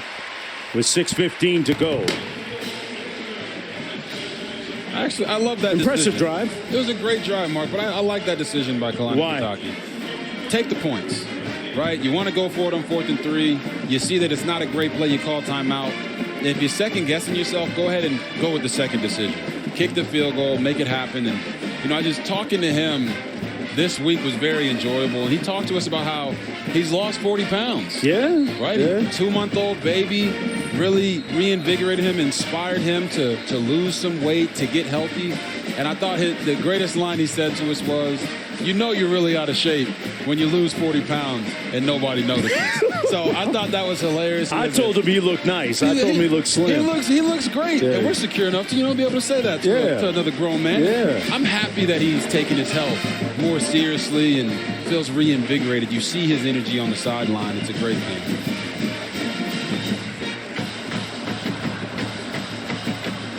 $6:15 to go here in the third quarter.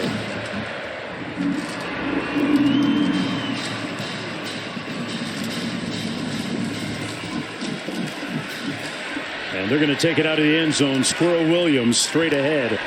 Going to be brought down at about the 21-yard line. When you get a chance to taste some of the culinary delights here, cougar tails are one of the notable things that make their way around, and I mean really make their way around and around. I mean that's communal at its best right there. They tossing that cougar tail around, but they're taking small bites. If that thing ever came my way, I'm not. I'm going. You mean this right here? I'm going bite, pass. This is like the glizzy of donuts right here. Yeah, this is the mothership right here. That thing good now. No, maple. That's about 300 calories right there. Hey, man. I just gave back my workout. I'm good for the day. Put a straw in this bad boy. Drink whatever you want. Dude. But this, I tell you what. That is an OSHA and a COVID violation. Look at that. Yeah, you're right, Q. You're right. Wow. Well, the good news is they're just passing around cougar tails. Understand?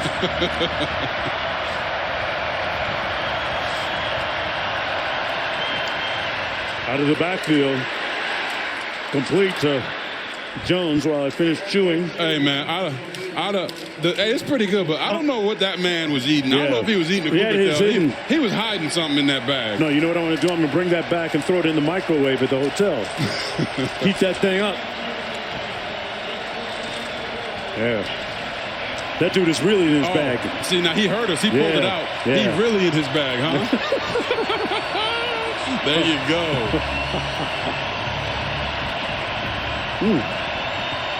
I think I just got diabetes. That's a lot of sugar. 3rd and 4. That's a lot of sugar on that. And Chapin sacked. John Nelson. Baylor runs a little rollout pattern. BYU matches it to perfection.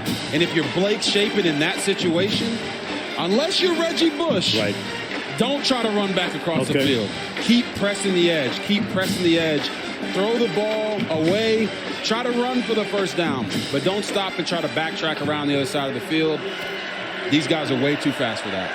Now they have to punt from their own 5-yard line. We got a flag and a little bit of motion. Going to go against Baylor here. False start, number 7, offense. 5-yard penalty, 4th down. And you see, Mark, this is exactly why, if you're Kalani Sitake, you take the points on the field goal and you trust that your defense is going to come out here and shut them down. Now you should have great field position because Baylor is punting so far backed up. They put the cougar tails down and making some noise now. And it came after Power, the punter, a little bit. At the 44, no fair catch by Gunther. 41-yard punt. It'll be 1st and 10. Good starting field position here on this drive for BYU. Jaron Hall and Chase Roberts have been making a few productive connections on the last few drives. Let's see what they do on this one coming up.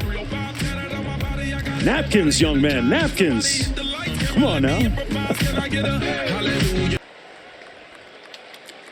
Welcome back, everyone. Here are our featured ESPN college football games next Saturday, highlighted by SEC teams. Number 2, Georgia against South Carolina, noon Eastern. Brian Kelly and LSU taking on Mississippi State at 6. Cap it off with Miami at Texas A&M.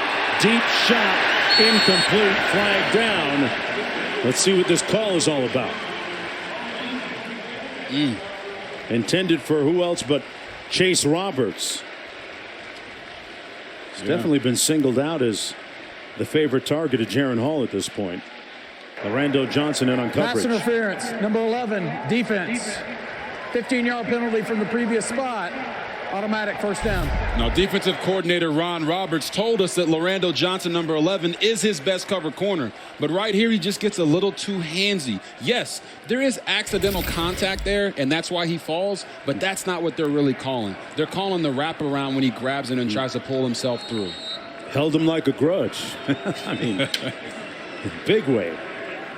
1st and 10 as a result of the 39. This is Katoa running across the formation, nowhere to go. No gain on the play. It'll be 2nd down and 10.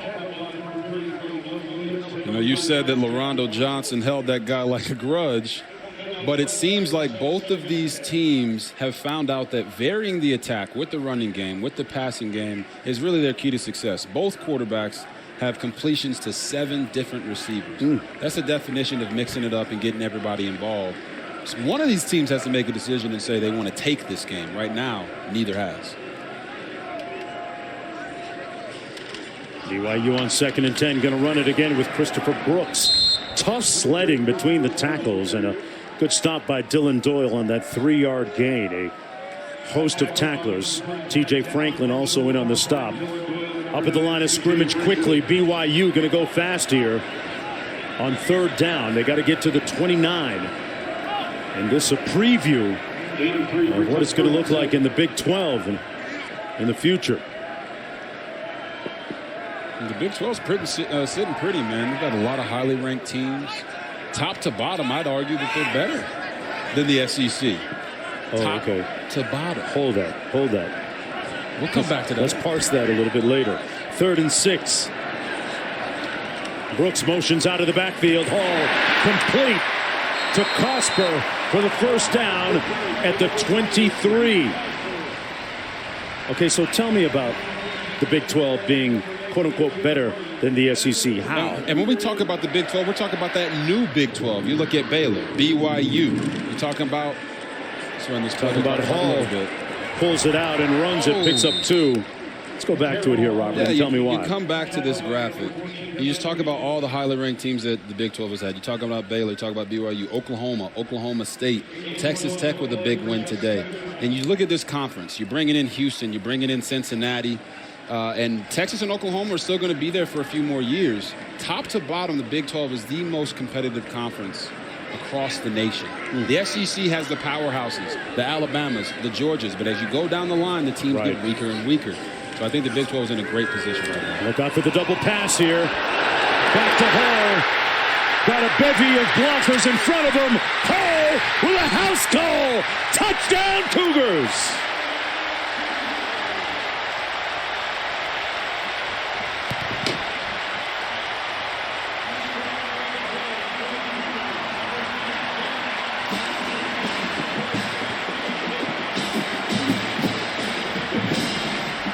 Aaron Roderick, the offensive coordinator, pulls the right string at a timely moment.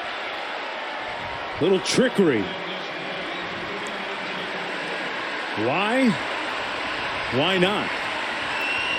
And the extra point to come here to make it a 7-point game for the Cougars. Chase Roberts threw the pass back to Hall on that play. There's your HBO, right? There it is, man. There it is. HBO, help a brother out. There's your HBO. After Hall kept throwing it to Roberts, Roberts says, let me help a brother out this time, and got it back to him. Going to get a chance to see the replay there.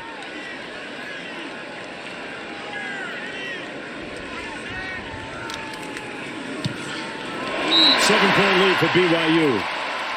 Let's take another look. Look it. In the night when the moon is large, the world spreads blue in every direction. Oh, how fitting, because look at all this blue leading Jaren Hall into the end zone. What a glorious play and a beautifully timed call by Aaron Roderick, the offensive coordinator. You can't score unless you're trying to score, and they out here trying to get freaky with it tonight. What a great play call. And precise execution by Hull and Roberts and the rest of the offense. 5 plays, 54 yards, 2:36 on the clock. And this third quarter has had more moments, quote unquote, Robert, than we seemingly had in the entire first half. Yeah, it's really made the game much more exciting, not only for the fans in the stands, but the people watching at home. This is what you want to see. Two teams coming in, trying to establish that they are the dominant force, and BYU's had a much better showing this year than they did last.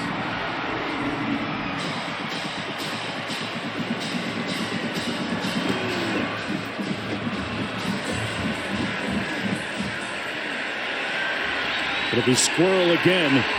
Squirrel Williams still on its feet and finally brought down. It'll be 1st and 10 from there.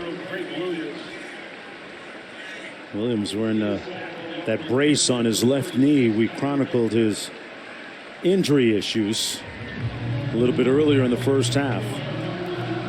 What do you make of the search for that guy in the backfield for Baylor so far, Robert? Yeah, I think they've really mixed it up, trying to figure out who's going to be the guy. Quaylon Jones, Tay McWilliams. But I'm very interested to see who's going to step up in these last minutes of the game outside at the receiver position, because we haven't seen those big plays like BYU has gotten out of Chase Roberts. They keep it between the tackles this time, and Reese brought down by Ben Bywater. 1:10 to go in the third quarter. And you know, Mark, you talked about how the points just seem to be coming in bunches now. Right. Well, in the third quarter, there's been 17 points scored. In the first half, we only had 16. So things are starting to heat up, and the crowd can feel it. And you can hear him. 2nd and 9. Williams in the backfield. He'll get the opportunity here. Squirrel Williams with a burst through a yawning hole on that offensive line. Gall, Miller, Mazuka, Galvin, and Byers with a nice hole for Squirrel Williams to pick up 13. Yeah, Baylor is really trying to make this game ugly. Right? They're winning it in the trenches up front on the offensive line, handing it off to 3, 4, 5 different running backs, letting BYU know that they're not going to abandon it just because they're behind right now. Jones in the backfield. Chapin delivers complete at about the 36-yard line. Tooley with the stop on Dabney, the tight end. Going to be a 1-yard gain on the play. And that's going to be the end of the third quarter. An exciting third quarter. Feels like the party just started here in Provo. It's what this crowd here has been waiting for all night at LaVell Edwards Stadium. 4 fingers to the sky. 15 minutes to go when we come back.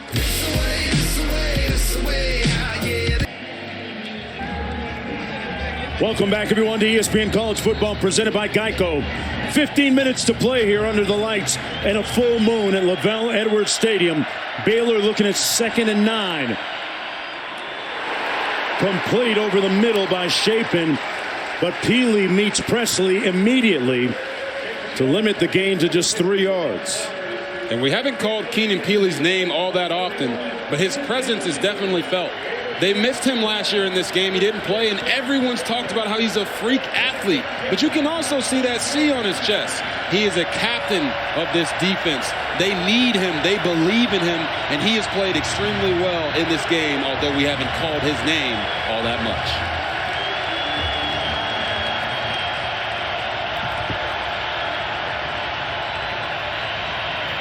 Chapin delivers a strike complete to his tight end Ben Sims, and he moves the sticks across midfield on the 12-yard pickup. And Ben Sims is a leader of this Baylor offense as well, and team in general. And third down kind of runs through him. He was their leading receiver last week as far as receptions, and he's a security blanket. I walked past this guy at the hotel. I think he might be a little bit taller than 6'5". Oh. He is a giant. He makes first team all hotel lobby. He looks like that guy. 13:45 to go in the football game. Play clock is down to 5. Chapin hands it off, and Jones with a head of steam, still on his feet, a 13-yard gain, and another first down for Baylor. Man, Quaylon Jones is running like a man possessed right now. He is knifing through the defense, allowing the blocks to be set up, and when he sees the hole, he explodes through it like a freight train. That's probably why they've leaned on him for most of the carries throughout this game. Impressive run. There's his numbers. A couple of touchdowns already. It's Jones behind Chapin again. Looks like we got a little motion. False start, number 87, offense. 5-yard penalty, first down. It's Kelsey Johnson.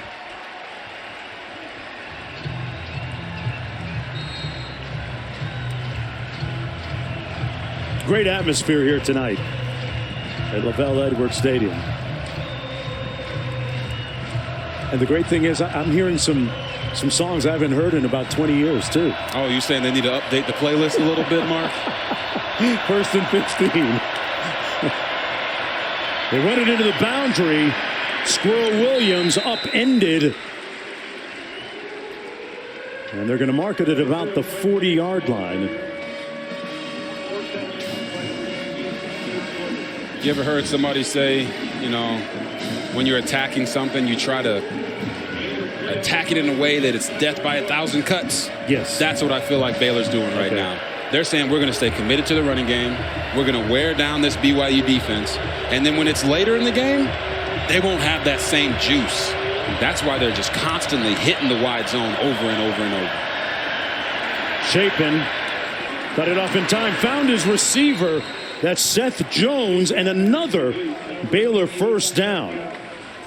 Who? Seth Jones. Seth Jones. Hey, with a name like Jones, you know he can ball. Oh, yes, 100%. And we know you know how to make it sing. And right there, he ran a great route, got himself open as Chapin was under pressure.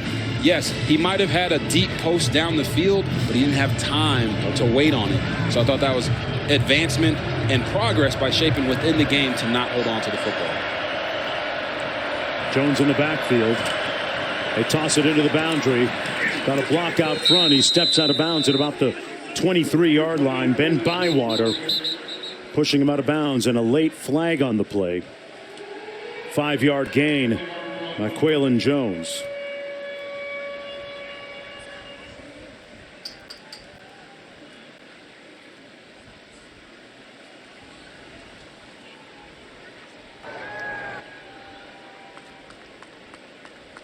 As we wait. Come on, Mr. Flag seemed to Ref. come after the play, almost maybe a dead ball. Personal foul, illegal block below the waist, number 15 of the defense. The penalty is going to be half the distance from the end of the run, automatic first down. Wow. Oh, wow. Correction, number 0. Robinson. Yeah, you see it right here. Once again, it's the same play from earlier in the game with D'Angelo Mandel. When these offensive linemen or blockers are coming at you, you cannot cut them down anymore. The BYU coaches, I'm sure they've got on those players about that and understanding it. But sometimes it's instinct when you see these big dudes running. I was just going to ask you, how tough is it to unlearn that? It's the after same. Years it's the same thing we've instinctive. seen with the helmet hits and the targeting. Guys are so used to hit a guy hard, hit him with the helmet, they don't know how to take it out of their game. Squirrel Williams bouncing the outside, straight arm, and pushed out of bounds at about the 2-yard line. Let's go down to Quint. There's two things that work on that new call. Number one is physics. The offensive lineman weighs 300 pounds and he's moving in space. The corner weighs 180 pounds. The second is teaching. For decades, we've taught our corners to take the legs out of the pulling guard of the tackle. And so it's got to be unlearned. And that's difficult right now. Watching games today, we saw this call across the country. We've had 2 in this very game. Yeah, great point, Quinn. This offensive lineman got an advantage in that scenario. 2nd and 2. Jones. And a good surge up front, led by Keenan Peely. Talked about him being a very imperious force up front. Dynamic player.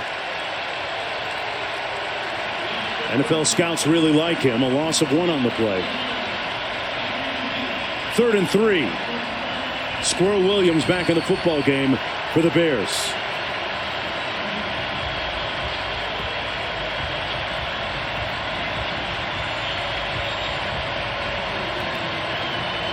Huge 3rd down for Baylor.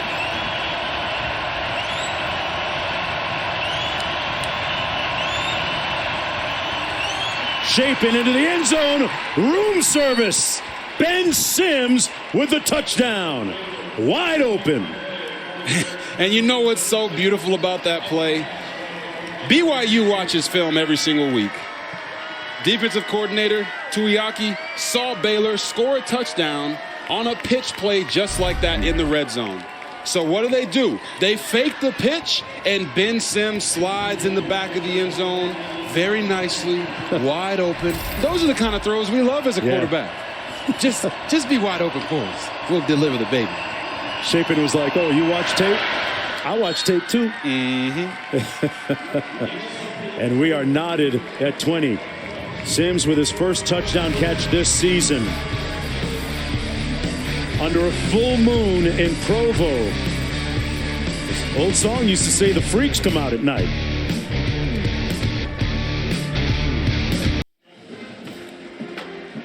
Welcome back, everyone, to ESPN College Football presented by Geico.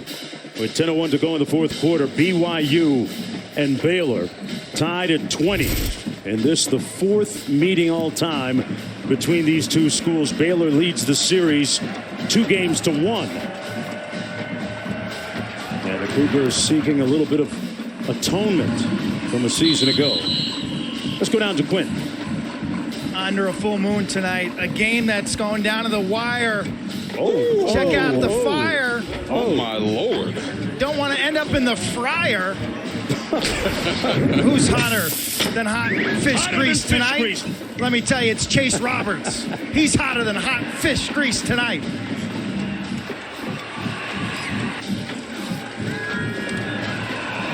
Not to mention he threw a touchdown on this play as well.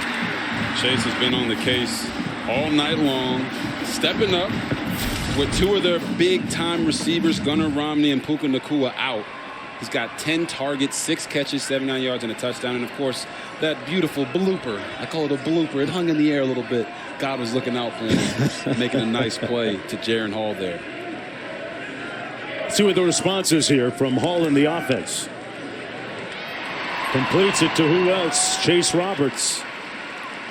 Picks up about 6.5 on the play. Brought down by Mark Milton.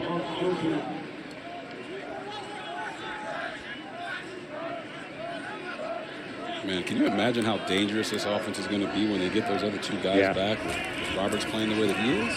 Saw a little bit of it in the first game against South Florida. Nowhere to go that time for Brooks, so it's going to set up a 3rd down and a long 4, maybe 5 to go for BYU, trying to stay on the field here and sees back a little bit of the momentum in wake of that scoring drive by Baylor. Have you noticed BYU being more physical in this game? That was what they wanted to be intentional about. Yeah, I wouldn't say that they are physically dominating, but they are trying to match the physicality of Baylor, and it's paid dividends. It's a tied game in the 4th. This is exactly where they wanted to be at this point in the game, have a chance.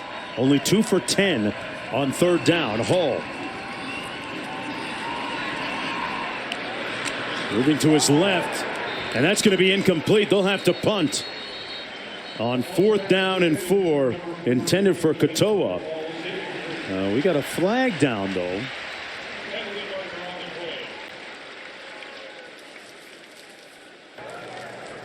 Prior to the pass, holding number 13 of the defense. This is a 10-yard penalty and an automatic first down. That's against Walcott. Yeah, and you see Al Walcott there. He's got a club on his hand.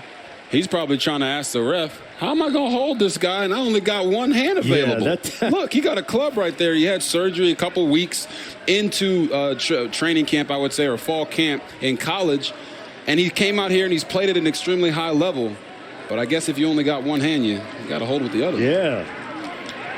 1st and 10, and that one's incomplete. Intended for Epps. Hey, here are your featured ESPN college football games next Saturday, highlighted by SEC teams. Georgia against South Carolina, noon. At 6 o'clock, it's LSU against Mississippi State. And then we cap the night with number 15 Miami taking on number 6 Texas A&M in College Station. Of course, the Aggies won't be ranked number 6 anymore after losing against App State. They ran into that App State buzzsaw. They seem to surprise a team every few years. Yeah, that's Michigan. They know. On the screen. Oh! And Doyle is going to be hit here. Dylan Doyle. We're going to look at targeting, I would think, on this. He's trying to tell everybody that he used his face mask, but that was a violent hit, man. A defenseless player. Let's take a look at the replay. Targeting number 5 of the defense. It's a 15-yard penalty. The play is under further review. As I said, that's going to be a targeting review. We'll take another look, and we'll get the answer on the other side of this break. Stick around.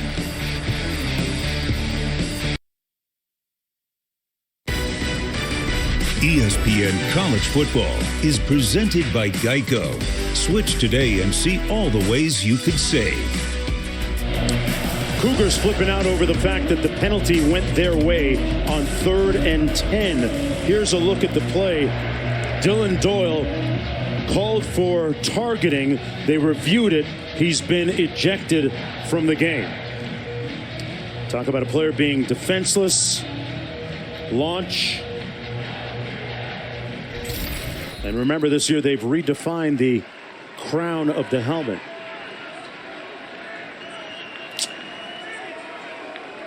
It's great to see him, albeit disqualified, give a great pep talk to his... Yeah, showed his real leadership there. Yep, to his teammates.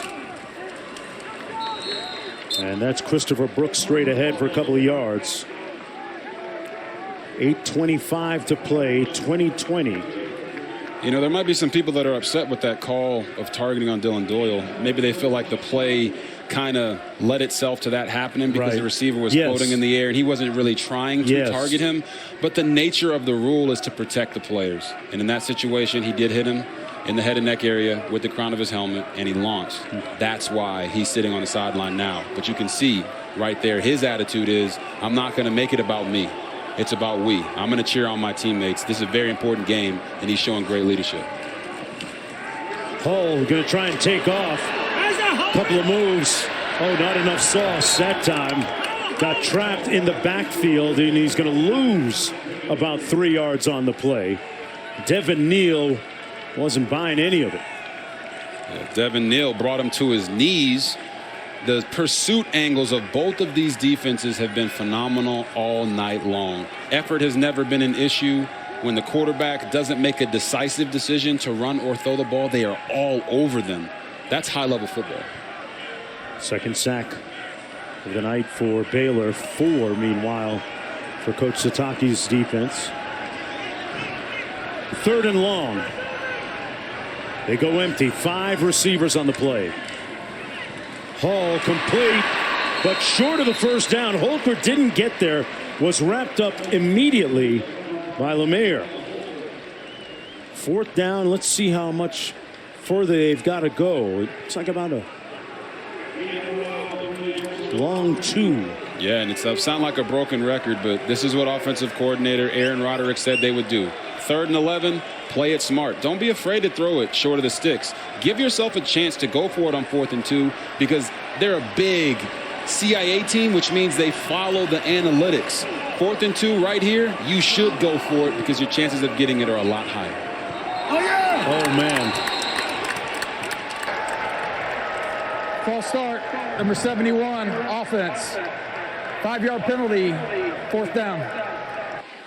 Well, the analytics now say you probably shouldn't go for it. Boy, Blake Freeman, the guy moving a little bit earlier. Oh, man. One of their best offensive linemen. A great athlete, basketball player back in high school. Q? Kalani Sitake, reminder, remember what he said about fundamentals. So this game will be decided ball security, tackling, and penalties. Yes. And to your point, Q, now they have that penalty. They're going to punt the ball here and give it back to Baylor. 6 minutes, 5 minutes left in the game. That's a crucial mistake by one of their best players. Their 6th penalty, Robert, for 49 yards total. And this one bounced into the end zone. It's going to come out. Didn't get there in time. 5:45 to go in the 4th quarter. Chapin with the ball and a potential defining moment for his young career.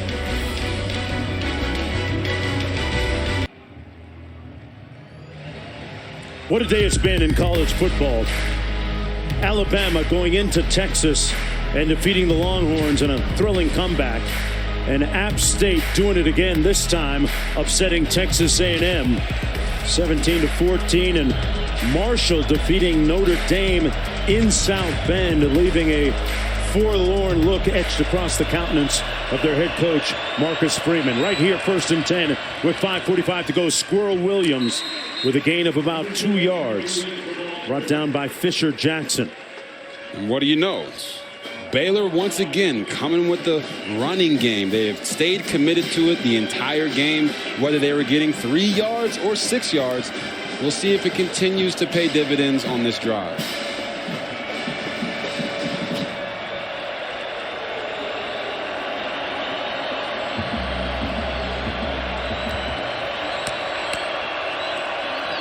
Chapin's going to hand it off to Squirrel again.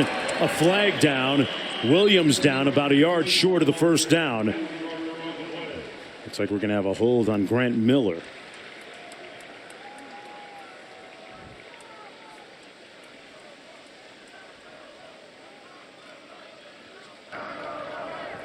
Holding, number 55, defense. 10-yard penalty added to the end of the run, automatic 1st down. How about that? Balatea getting hit with the hold. That gives them a 1st down and much more breathing room now at the 39.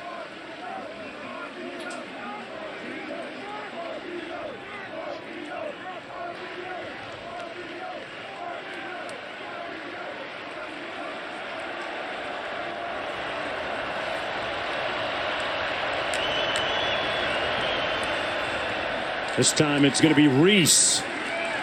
They'll get 2 on the left side of that offensive line. Running behind Mazuka and Connor Galvin. 4.5 minutes to go. Remember, we were told that Isaiah Hankins, the place kicker, has 52-yard range. He's got a career long of 48. There he is on the sidelines. Run a little option to the wide side of the field. Williams cuts it up and picks up a 1st down at midfield, brought down by John Nelson. That's a play we haven't seen all night. Yeah, we haven't seen them go to the speed option. They saw BYU and their offensive coordinator, Aaron Roderick, use it on occasion today and also last week. So maybe they're saying, hey, we can do that too. And why not isolate the defensive end and get the ball in space with one of your fastest guys in Squirrel Williams. Beautifully run play. Now they got a fresh set of downs. Picked up 8.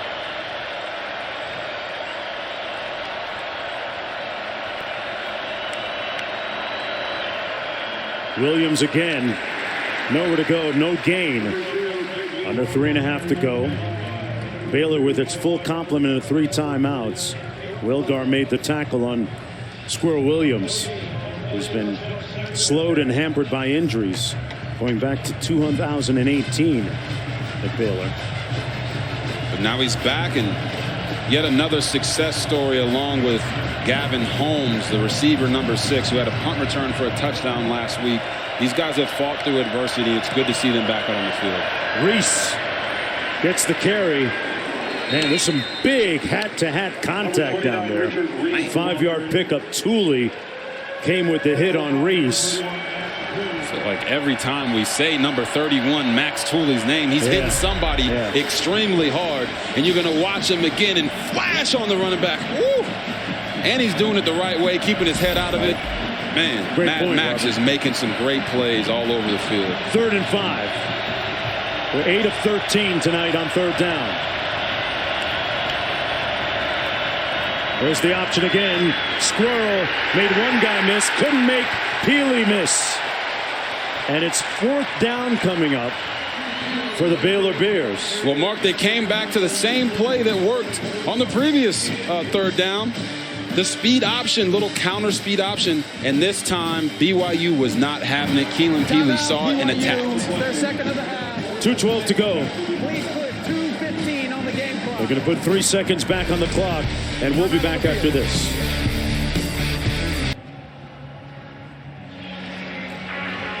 Thrilling finish coming up.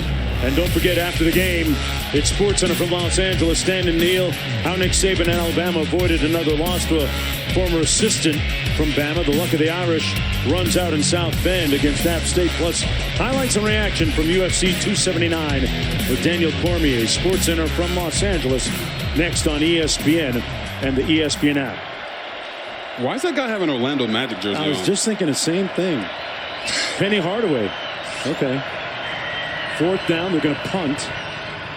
Nose of the football down, end over end punt. Well done that time by Isaac Power.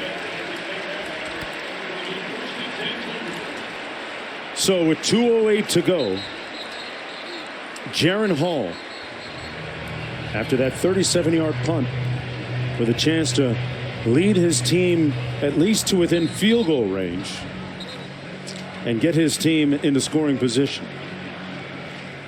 Yeah, it's a prime moment for Jaron Hall to step up. You know, they say he's 20 of 30 tonight for 204 yards. You know, Mark, they either say you either die a hero or you live long enough to see yourself become the villain. This is an opportunity for him to be a hero, to avenge the loss from last year. It's 20-20, 2 minutes in the game. The offensive coordinator gets him an easy throw here to get in rhythm. Backed up against his goal line. There's the deep ball he's been working on, and it's incomplete. Intended for Chase Roberts. Boy. Man, that's why I said they needed to give him an easy throw to get him in rhythm, because now you're sitting at 2nd and 10. But that's a situation where they said, hey, we're going to go for the jugular. And he just missed it by a couple yards. Maybe too aggressive, but hey, can't win unless you try. Remember the text that Aaron Roderick sent him before the game, said, you're ready for this. You can do this. You don't have to be perfect. You don't have to do it all on your own. 2:01 to play. They go empty again. 5 receivers for Hall. And he's going to take out his do-it-yourself kit and pick up the 1st down. A scamper for 14 yards. And, Mark, that's exactly why you spread the field out when you have a quarterback that can use his legs in a dynamic way. It gives him an opportunity to see the field, and right there they called a great quarterback draw to get a 1st down. From the 23. Got rid of it, complete. Nowhere to go for Brooks. Brought down immediately right near the line of scrimmage. Tyrone Brown with a good open field tackle in pursuit.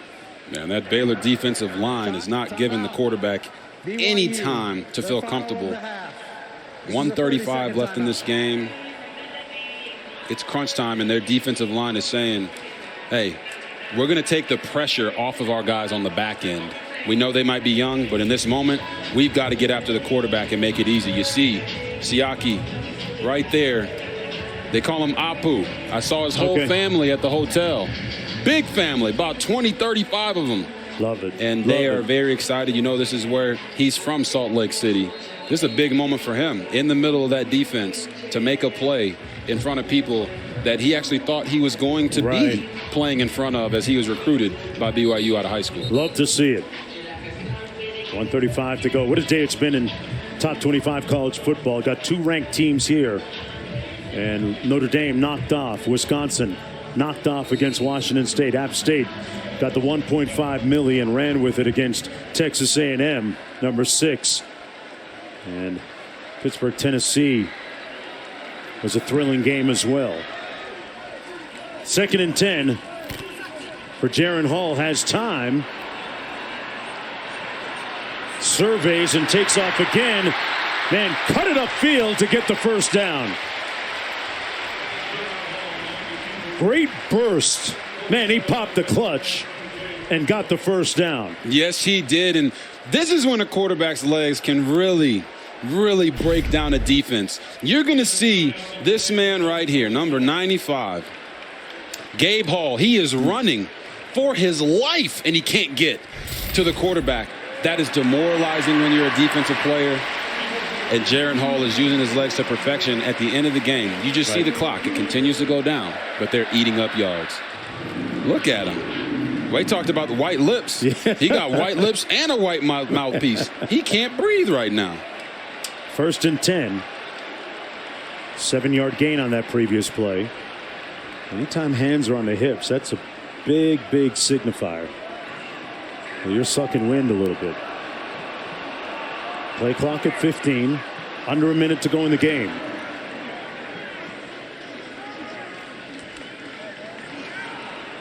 Hall into heavy traffic. Almost picked off that time by number 13, Al Walcott. Who's been around the football a lot. He had a pick 6 last week as well. Yeah, we talked about Al Walcott. And you see him, he's got the club on his hand. Got called for a holding penalty earlier in the game. But right there, he's probably saying, man, if I didn't have that little club on my hand, I could have ran this one back too. Oh, looks like it hit him right in the face mask. So the hands didn't even matter. Can't catch it with your face, though. 2nd and 10. Got to get into the field goal range maybe for Jake Oldroyd. Hall down the middle. Incomplete. And a flag. Matt Jones in on the coverage of Cosper.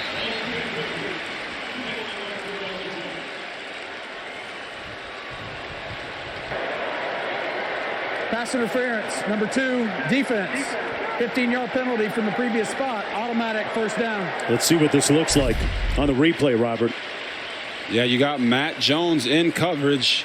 It clearly looks like something happened that we couldn't see on the screen right there before this ball got in there. So you watch it right here once again. Yeah, Cosper was flailing. I'm not going to lie. That was a great. He sold that. Cosper sold that really well. But we didn't get to see what happened before that. Maybe he had bumped him off his route. But the acting certainly got that call for sure. 10 penalties against Baylor. Hall eluding harm's way, and another flag. Hall down after a gain of about 2.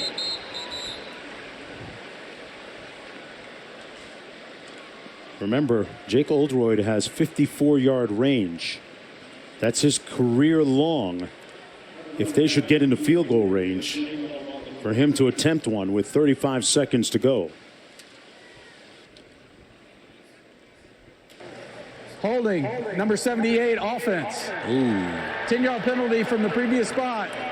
Still first down. So that's going to bring it back. Yeah, you're going to see number 78 there at the right tackle position. They call him for holding right there. Usually when the quarterback moves up in the pocket and the tackle does not let go of the defensive end as he's retracing backwards, that's when you see those holding calls come out. I mean, he probably thought he got a nice pancake, but as the defender was trying to get away from that block, you got to let him go. So Amatia called for the penalty, and that's T.J. Franklin coming off the field. He's a key part of their defensive front. Yeah, defensive coordinator Ron Roberts said that's their best pass rusher. Yep. So in this situation on 1st and 20, game on the line, 35 seconds. You don't want that guy out the game. 1st and 20. Hall got his man. 1st down. Roberts. And they're well within field goal range. What a throw by Jaren Hall in such a big-time moment. Stood tall in the pocket, allowed his receiver to come open, and that's why I like the night. Without the dark, we'd never get to see the stars. And they are emerging in these defining moments. 37-yard gain on this pass. Yeah, you just watch him scan the field, and guess who it is once again? It's Chase Roberts. Chase is on the case, making big plays. Don't let the long hair fool you. This guy's an assassin. 8 catches, 122 yards, and a touchdown. Man, big-time play. They're going to keep it on the ground here. Katoa. That was BYU's longest pass play of the season on that 37-yard catch and run. And that's going to be a Baylor timeout. They use one of their 3.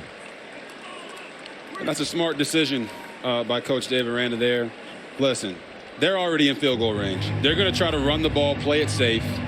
And you use your timeouts, it maybe gives you an opportunity to have 10 seconds left on the clock.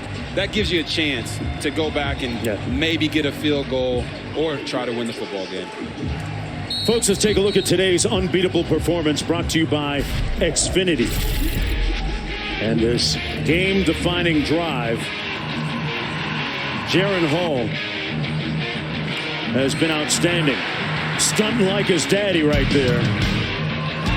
And then the key 37-yard pass to Roberts to bring them to where they are right now. At 23 seconds to go. There's a look at his numbers on the evening. Mark, we talked about how Jaren Hall was going to have to put the team on his back. Sometimes that means dishing it out to your weapons, letting them go do what they do, like he did right there with Chase Roberts. But on this drive, he said, I'm going to use my legs to carry us to a potential victory. I think that's a big maturation for him. Sometimes you got to know when you're the best guy for the job, right? Exactly. And he's trying to prove that to everybody that he is right now. 11:45 local, 1:45 on the East Coast. It's the Big 12 after dark. Hall in a starring role into the end zone, throws it away. With 18 seconds to go, it'll be 3rd down and 9. Well within field goal range for number 39 right there, Jake Oldroyd. Yeah, smart decision there by Jaren Hall. He seems to have gotten better as the game has gone along. You don't want to put the ball in harm's way. It's either your guy or nobody. Baylor covered it down, throw it out of bounds. Oldroyd is 4 for 4 on the season. Remember that missed extra point earlier this game by Baylor. Hall going to do the same thing. The remix, throws it away. And here we go, 4th down. And in comes Jake Oldroyd for a potential game-winning field goal. The ball is on the 18. Would make it a 35-yard field goal from the left hash. As you said, Mark, well within his range. You try and call a timeout here, maybe ice him? 100%. Oldroyd, they're not going to, and he misses it. He shaked it to the left. He missed it. Oh my goodness. And under a full moon, strange things known to happen. A bewildered fan base as well as head coach Sataki. For Jake Oldroyd, you either die a hero or you live long enough to become the villain. I for sure thought they would call a timeout to ice him. They didn't. Maybe he thought they were going to call a timeout too, and he had a practice kick. Wow. But wow. He missed that by a considerable margin when you consider the distance. And a cloak of silence here at Lavelle Edwards Stadium We're heading to overtime, folks. After Jaron Hall led his team downfield, connecting with Chase Roberts on that key 37-yard pass and catch and run. A missed field goal from 35 yards out. A strange night and exasperation under a full moon in Provo. Back for more football.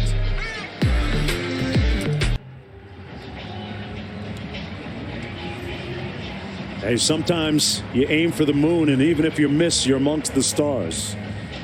Well, speaking of aim, Jake Oldroyd's aim was off, critically so, a moment ago, missing from 35 yards out. So we go to overtime, and here's a look at the rules. And they've changed a little bit, Robert. Yes, they have. This is the rule right here that everyone has to pay attention to. If we get that far, you have to go for a two-point conversion after a touchdown, starting with the second overtime. Obviously, we've all seen these games that have just carried on for hours in overtime because both teams just keep going back and forth, not stopping each other. So the NCAA wanted to make sure that wouldn't happen anymore. All right, gentlemen, we're going to play some more football. Score's 20-20. We're going to play overtime period until we have a winner. We're going to have fourth quarter timing rules. Each team is going to have one timeout for each period. Baylor, you're still the visitor. You're going to be calling the toss. You're going to have your choice of offense, defense, or into the field to play on for this first period. This is still heads. This is still tails. Tails, heads. What's your call? Heads is the call. It is tails.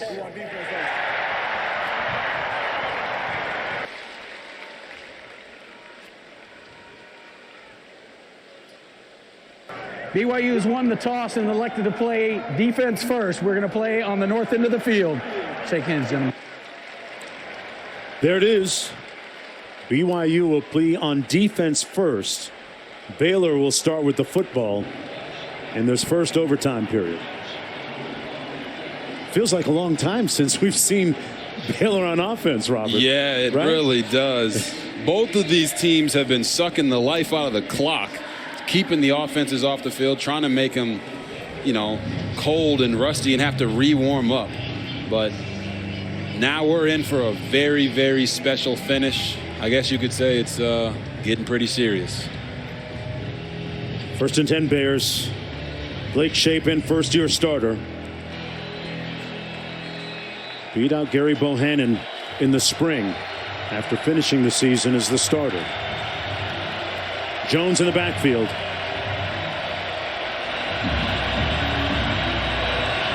Looks like they've got a little communication issue. Now they get lined up. And it's going to be Jones. Picks up about 5 on the play, tackled by Fisher Jackson. See McWilliams, Jones, Squirrel Williams, Richard Reese. I mean, they've had a plethora of backs come in the game with fresh legs, none of them with 20 or 25 carries. And that could pay dividends here in overtime.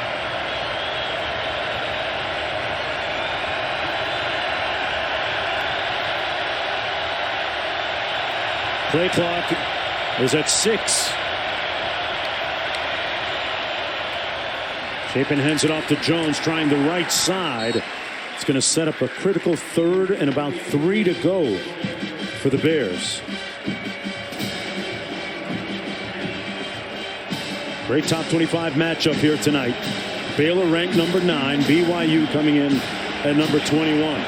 And now you're in this situation in overtime. It's no longer truly 4-down territory. You have to come away with points. So this third down right now is the money down. And for Baylor, it's always started with Monterey Baldwin, number 80, and number 8, Ben Sims. They're going to try to scheme something up to get it to them unless they feel the running game can get them those 3 yards. Squirrel Williams will get the call, try and pick up 3. Gets to the edge, 3+. We got a flag down. Let's see what this flag is about. Definitely going to be a holding call there. Yeah, Ben Sims, number 8. Holding, number 8, offense. 10-yard penalty from the previous spot. Replay, third down. Wow.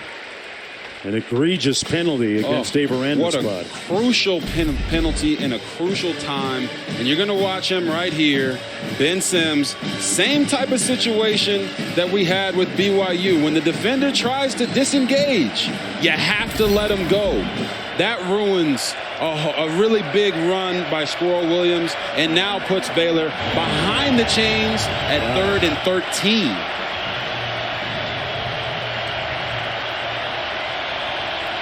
Got to get to the 15 to pick up the first down, and we got a whistle and a timeout, it looks like, called first. Each team gets one. Timeout Baylor. It's our only timeout of the overtime period. This is a 30-second timeout. Let's take a little inventory and let you know and remind you how we got to this point. A great touchdown pass and catch there by Roberts, and boy, Jones done a great job on the ground running the football for the Bears. Then a little trickery by the Cougars on the throwback, the double pass. Touchdown, and then the missed field goal that would have won it with seconds to go for BYU. Look at some of the pertinent numbers. Baylor's defense with 4 sacks. Chase Roberts making people forget, at least temporarily, about the absence of Puka Nacua and Gunnar Romney. Yeah, I know Chase Roberts right there definitely thought this game was over when he caught that pass in the closing moments of the 4th quarter. But that missed field goal has us here in overtime. And on 3rd and 13, Blake Shapen has to make magic happen for the Bears. Jones in the backfield. Jones makes the catch, met immediately short of the first down at the 25-yard line. Max Tooley with the hit stick. And now we got a 4th down in the field goal unit coming in, led by Isaiah Hankins. It's going to be spotted at the 25. This is going to be his first attempt of the season. Did not attempt one in the blowout win last week. And he missed an extra point, remember, earlier tonight. This one coming from 43.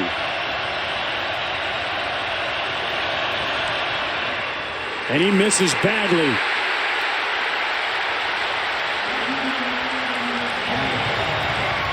So BYU will have possession of the football. Guys, that never had a chance. No. Not from when it left his foot. And they always say, like, you never really care about the kickers until you really need one. And right there, Isaiah Hankins, first field goal attempt of the season. And it was wide right as soon as it left his big toe. BYU with the football from the 25. 1st and 10. But you know who's loving this moment right now? Who's that? It's the Cougars. Their fans are excited. And right now, special teams could win or lose you the game. Seems what to be going on right now. Jake Oldroyd missed a kick at the end of regulation. You wonder where his head is at, though. Yeah, I mean, if you're Jaron Hall, you're trying to score a touchdown here. Right. Don't even put it in the kicker's hands or foot. 3 receivers out to the top of the screen. Keep an eye on Chase Roberts.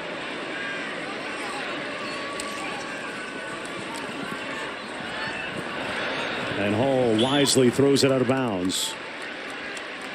Good pressure by T.J. Franklin. Remember, we saw him come off the field a moment ago. Good to see him back on. Know that he's healthy if you're Baylor. 2nd and 10. Remember, it was Franklin that told us, I'm not about NIL, I'm about NFL. And he's put a little money on tape tonight. He's shown himself to be an NFL guy today. Running sideline to sideline. Not just focusing on getting sacks, right? Like he said, he's not focused on getting NIL deals. He wants to be a complete football player, and I've really seen that from him today. On 2nd and 10, they're going to run it. Brooks, nowhere to go. Stopped up right by the line of scrimmage by Apu. Well, right now it seems like the play calling doesn't seem to be that aggressive. So maybe they're not fazed by Jake Oldroyd missing that kick at the end of regulation. But I know me and you don't have quite as much confidence in him. But if you're BYU, you have to understand if you're a BYU fan, you have to understand that in this moment, the worst thing that can happen is a turnover. At least if you have an opportunity to make the kick, you win the game. So they're not going to probably take any chances. They're going to put that in jeopardy. You said it. It looked like a conservative play call on that last one.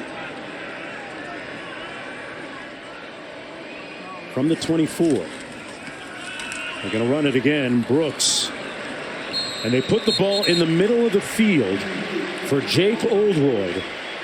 And an opportunity for redemption, for atonement. And you know what, Mark? The interesting thing is that offensive coordinator Aaron Roderick told us that they needed to get Christopher Brooks 20 carries to win this game. He's only got 13. So let's see if they can win this game in a fashion that they never even imagined. Right. He missed earlier from 35 that would have won the game. This one coming from 37. Jake Oldroyd, the snap down, and he misses again from 37. This is perhaps at this point he might be bankrupt of confidence. I mean, that one missed by a lot as well. Mark, I'm not going to lie to you, man. I think now both of these coaches are thinking it's 4-down territory. Okay. They're not going to put it in the hands of these kickers because they're not making the field goals. Not exactly earning the coaches' trust collectively. And we're going to play another overtime period. Disbelief in the air tonight.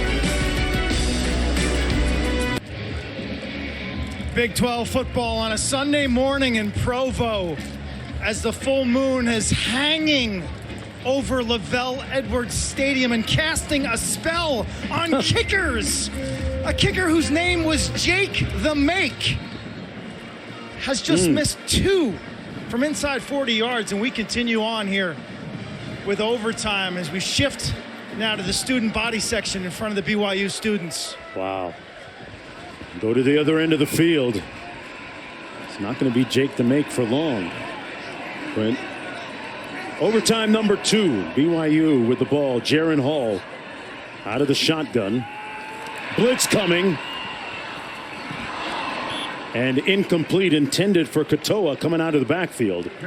It'll be 2nd and 10. And like you said, it's going to be interesting, Robert, to observe the play calling here by both coaches, right? Yeah. I mean, if you're not just trying to put the ball in the middle of the field or on the appropriate hash for your kicker, then we're seeing a little bit more aggression perhaps now. Yeah, right? I mean, listen, in the faith it says you walk by faith, not by sight. But what I'm seeing right now is they should have no faith in their kickers. Use all 4 downs. Understand that you're going to have to put this game on your quarterback and not just try to set up field goals. Hall downfield, got him in, and it's caught out of bounds by Hill right around the 5. Woo, What a laser from Jaron Hall right there. Keanu Hill, like I said, man, you got to put this on your quarterback.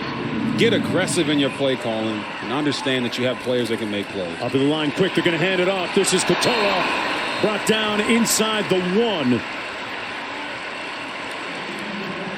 2nd and goal, and they're getting it back at the line of scrimmage much quicker. They're playing with a little tempo now. Yeah. Going turbo. When you got the defense on their heels, keep attacking.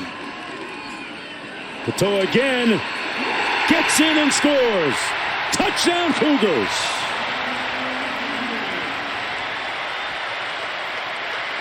Remember, in the 2nd overtime, got to go for 2 points.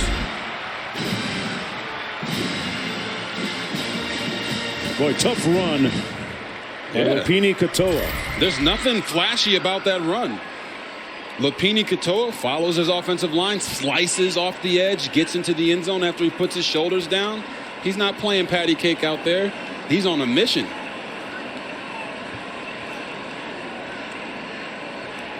I see what you did there. He's not going anywhere for 2 years, though. He's right here, right now. And here's the 2-point conversion.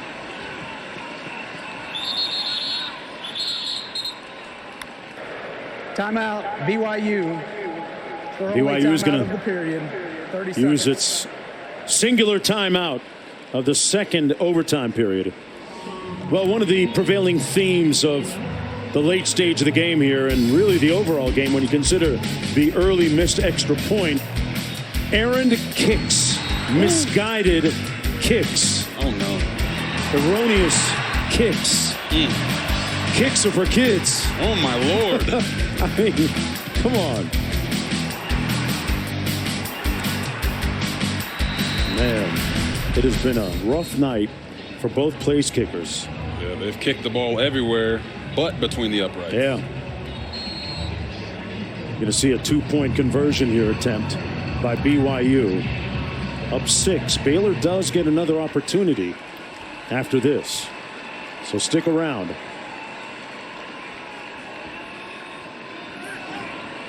Holker in motion to the top of your screen. Hall looks that way, now rolls right. Into the end zone. Flag down, incomplete. Intended for Isaac Rex.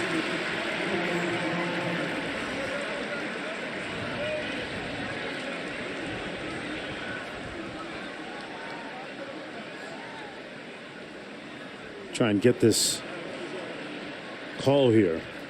Prior to the pass, holding number 11, defense. Penalty will be enforced half the distance to the goal. We will retry. It's going to go against Lorando Johnson. Take another look. Yeah, you'll see it right here. Lorando Johnson. They do a little in and out pattern by the receiver, and Lorando once again gets caught with the wraparound. Yeah.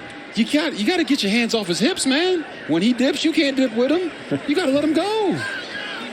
So they move it a little bit closer. Hall under center on the fade. Incomplete. Dangerously almost intercepted by Johnson. Now, we'll say this about Lorando Johnson there. He just got hit with a penalty, and he didn't allow it to make him play conservatively. He stayed aggressive at the line of scrimmage with a guy in Isaac Rex who's 6'6", people. Lorando Johnson's 6 foot. He's got a 6-inch height advantage, and he just won that jump ball. Right. Big play by him. So now it's Baylor's turn. Blake Shapen will have possession of the football for the Bears at the 25-yard line, 1st down and 10. Quaylen Jones in the backfield. I'm led to believe, Mark, that you just can't hand it off every time here. You've got to allow Blake Shapen to make plays with his arm. They're going to run it to the right side of the formation. Jones with a 5-yard gain down to the 20-yard line. It'll be 2nd down. A long 5 to go, almost 6. Jones is going to come out. I wonder if it's Squirrel Williams coming in. We'll have to keep an eye on. Yes, it is. 0 in the backfield for the Bears. He's their fastest back, and for whatever reason, Jeff Grimes he's sticking with the same theme. Hand the ball off, hand the ball off, and he's not allowing Blake Shapen to, I guess, make mistakes. Yeah. But at some point, you got to trust your young quarterback who led you to a Big 12 championship in that game. Let him play free. They're going to hand it off to Squirrel Williams. Looking for a crease. Might have gotten 3, maybe 2. Hawes making the stop. We've been playing now for over 4 hours. Whew. 4 hours of football. I feel like I'm at church on Sunday. You can get that late service. Hey, huh? man, that late service, you'd be out there for 5 hours. Yeah. You'd be having to peel your own eyelids back. That only happens when, the congregation doesn't get the message and pastor adds 2 minutes to the service. Exactly. If you don't give him them amens, he's like, okay, that cost you 10 more minutes. Those are the kickers tonight. That's what the kickers have done to us, right? And to this game, and got a BYU player shaken up on the field. That's Hawes. Good to see him get up. 3rd down and 3 coming up for Baylor. Tell me about the potential play call here, because they've run it a couple of times.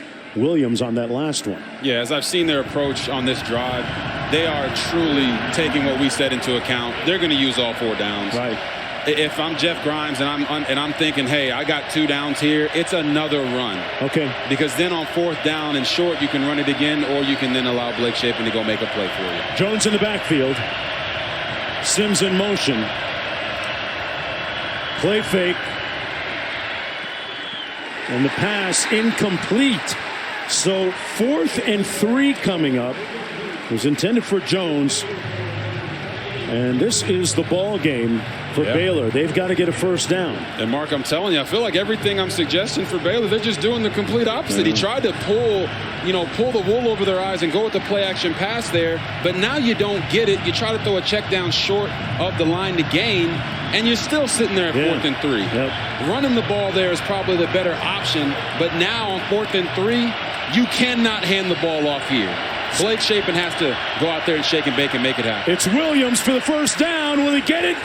It looks like he got enough. His forward progress was right at or a little bit beyond that line we have on your screen, which, by the way, is just an approximation. It is not 100% exact, but Squirrel Williams with a burst of acceleration. Look, Mark, you see this line right here. That's the approximation, and Squirrel Williams gets decked right on it. Okay? The thing here is the refs gave him the first down. So it's going to be really hard to overturn that. That is a really risky play. I didn't think they had the gall to do it, but he did. They ran it 4 times on that sequence.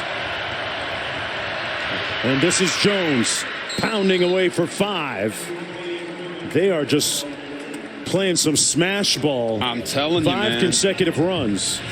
Maybe something happened at halftime and they came out and said, listen, right now our quarterback is struggling with his decision making. We're going to hand the ball off. Quaylon Jones, Tay McWilliams, Richard Reese, Craig Williams, we're going to let them lead us to victory. That's extremely gutsy. You got to give Jeff Grimes credit because it did work out. Into the eyes of Squirrel Williams in the backfield. Williams on the right side of that offensive line. He's going to pick up 2. Ball came out, but he was down. Forward progress stopped. Wilgar making the tackle. The first one there for the Cougars. 3rd down. And about 3. Yeah, another 3rd and short. There's no way he throws a play action pass here again on 3rd and short. Is there?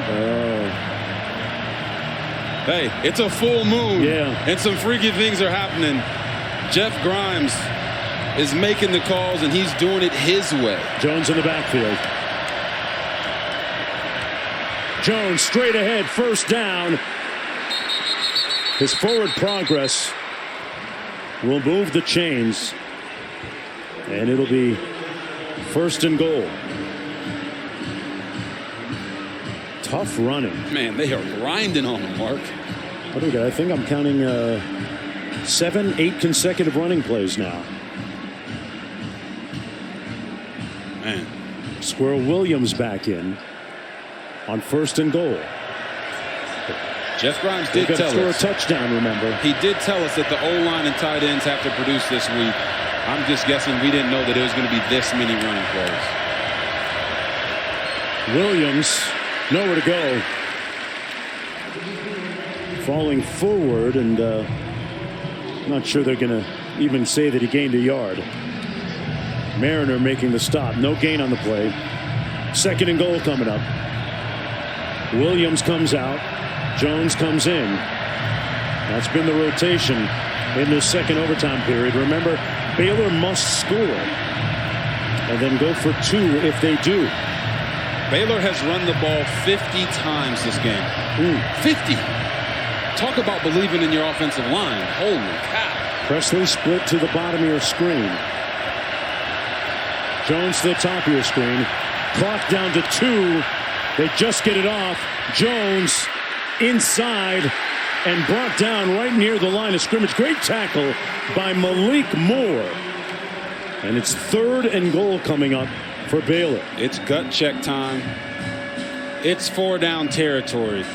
3rd and goal. If you're BYU, everything you've got, you got to use it here to try to stop whatever Baylor is trying to do to you. Josh Fleeks, Robert, in for the first time tonight. Number 21 at running back. Wow. In the 2nd overtime, getting his first rep. That's him right there. Josh Fleeks. They're going to motion him out. He used to be a receiver, so keep eyes on him. Shapen into the end zone. Incomplete. Flag down. False start looks like. False start, number 76, offense. 5-yard penalty, third down. So they'll play the down at third down coming up. Yeah, if I'm being honest, guys, you see 76 right here with the false start. That's probably the best thing that ever happened to him. Because honestly, the losing of the yards, yeah, that's not great. Right. But it was going to be 4th and goal there. Blake Shapen had Josh Fleeks in the end zone, wide open.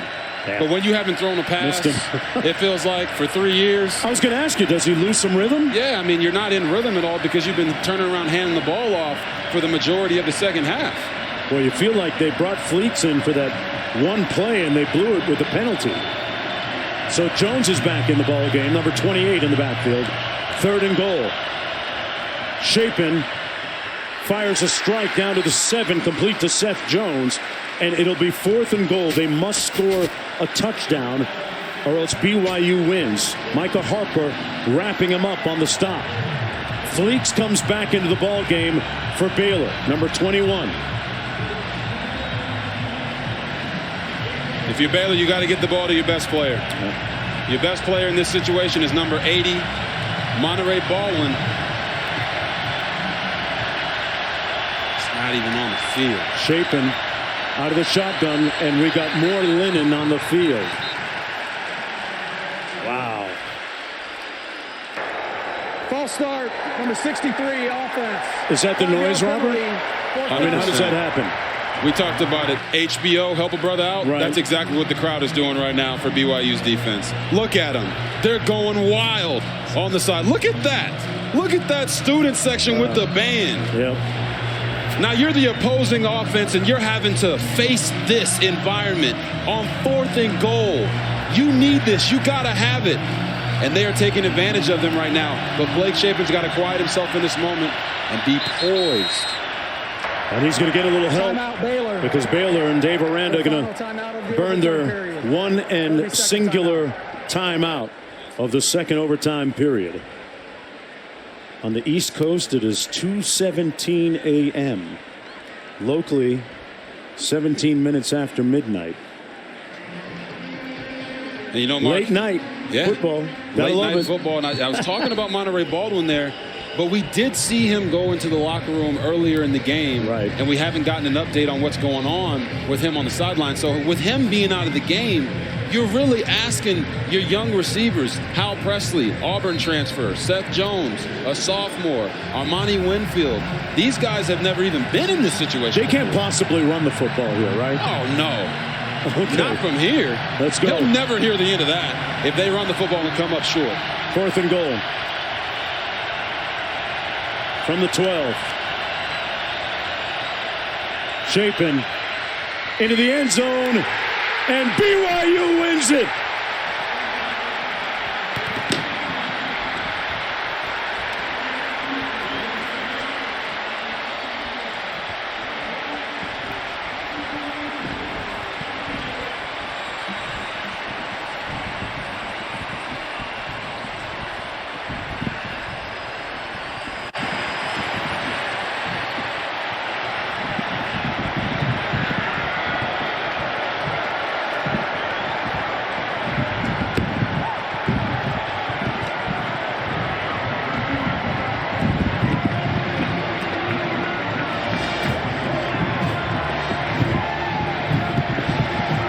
An overflow of celebration and jubilation here at Lavelle Edwards Stadium. A signature moment for college football. It's what we love about this sport. The odious taste of defeat, along with the exhilarating high of victory tonight for BYU. In 2 overtimes, BYU endures and wins it 26-20. You know, sometimes they say, Mark, the ball bouncing your way is as predictable as the flip of a coin, right? Heads you win, right. Tails you lose. But that was not the case tonight. BYU went out and took this victory. They used last year's game as motivation to go get in the lab, go to the weight room, work on their craft, and come out better. And you saw that tonight against the 9th-ranked Baylor Bears.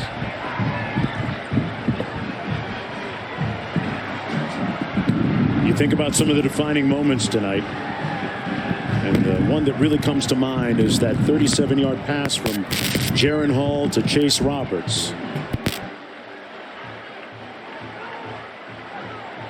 Hall came into this game singular-minded about being able to get a little payback from a season ago.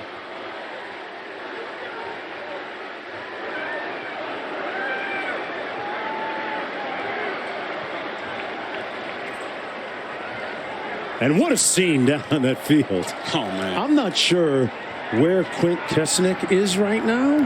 He's probably, but I know that he's probably using some of his strength training through his lacrosse days to get to an interview. I think he's eating a cougar tail. No.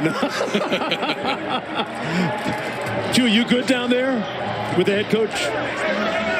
Mark, we're in this mass of bodies. Coach, how do you describe this scene? Hey, it's college football. Great game. Hats off to Baylor. They're Big 12 champs for a reason, and just unfortunate we got this win, but proud of our players, and just really happy. In your mind, What wasn't going on in my mind, you know? Just really proud to be the coach here, and just love that we get to have these type of experiences. So that's pretty much all that. dancing tonight. Are you going to leave dancing? Oh, I'm going to be dancing, yeah, that's for sure. So it's a late night, but there's always time to dance. It's a big Sunday morning win. Congratulations, Coach. Thank you. Let's go! Coach ready to bounce. Get your bounce on, Coach. To the victors go the spoils. And the Stars emerged under a full moon here tonight in Provo. For Robert Griffin III and Quint Kesnick, our entire crew, I'm Mark Jones. Sports Center is coming up next. So long from Provo.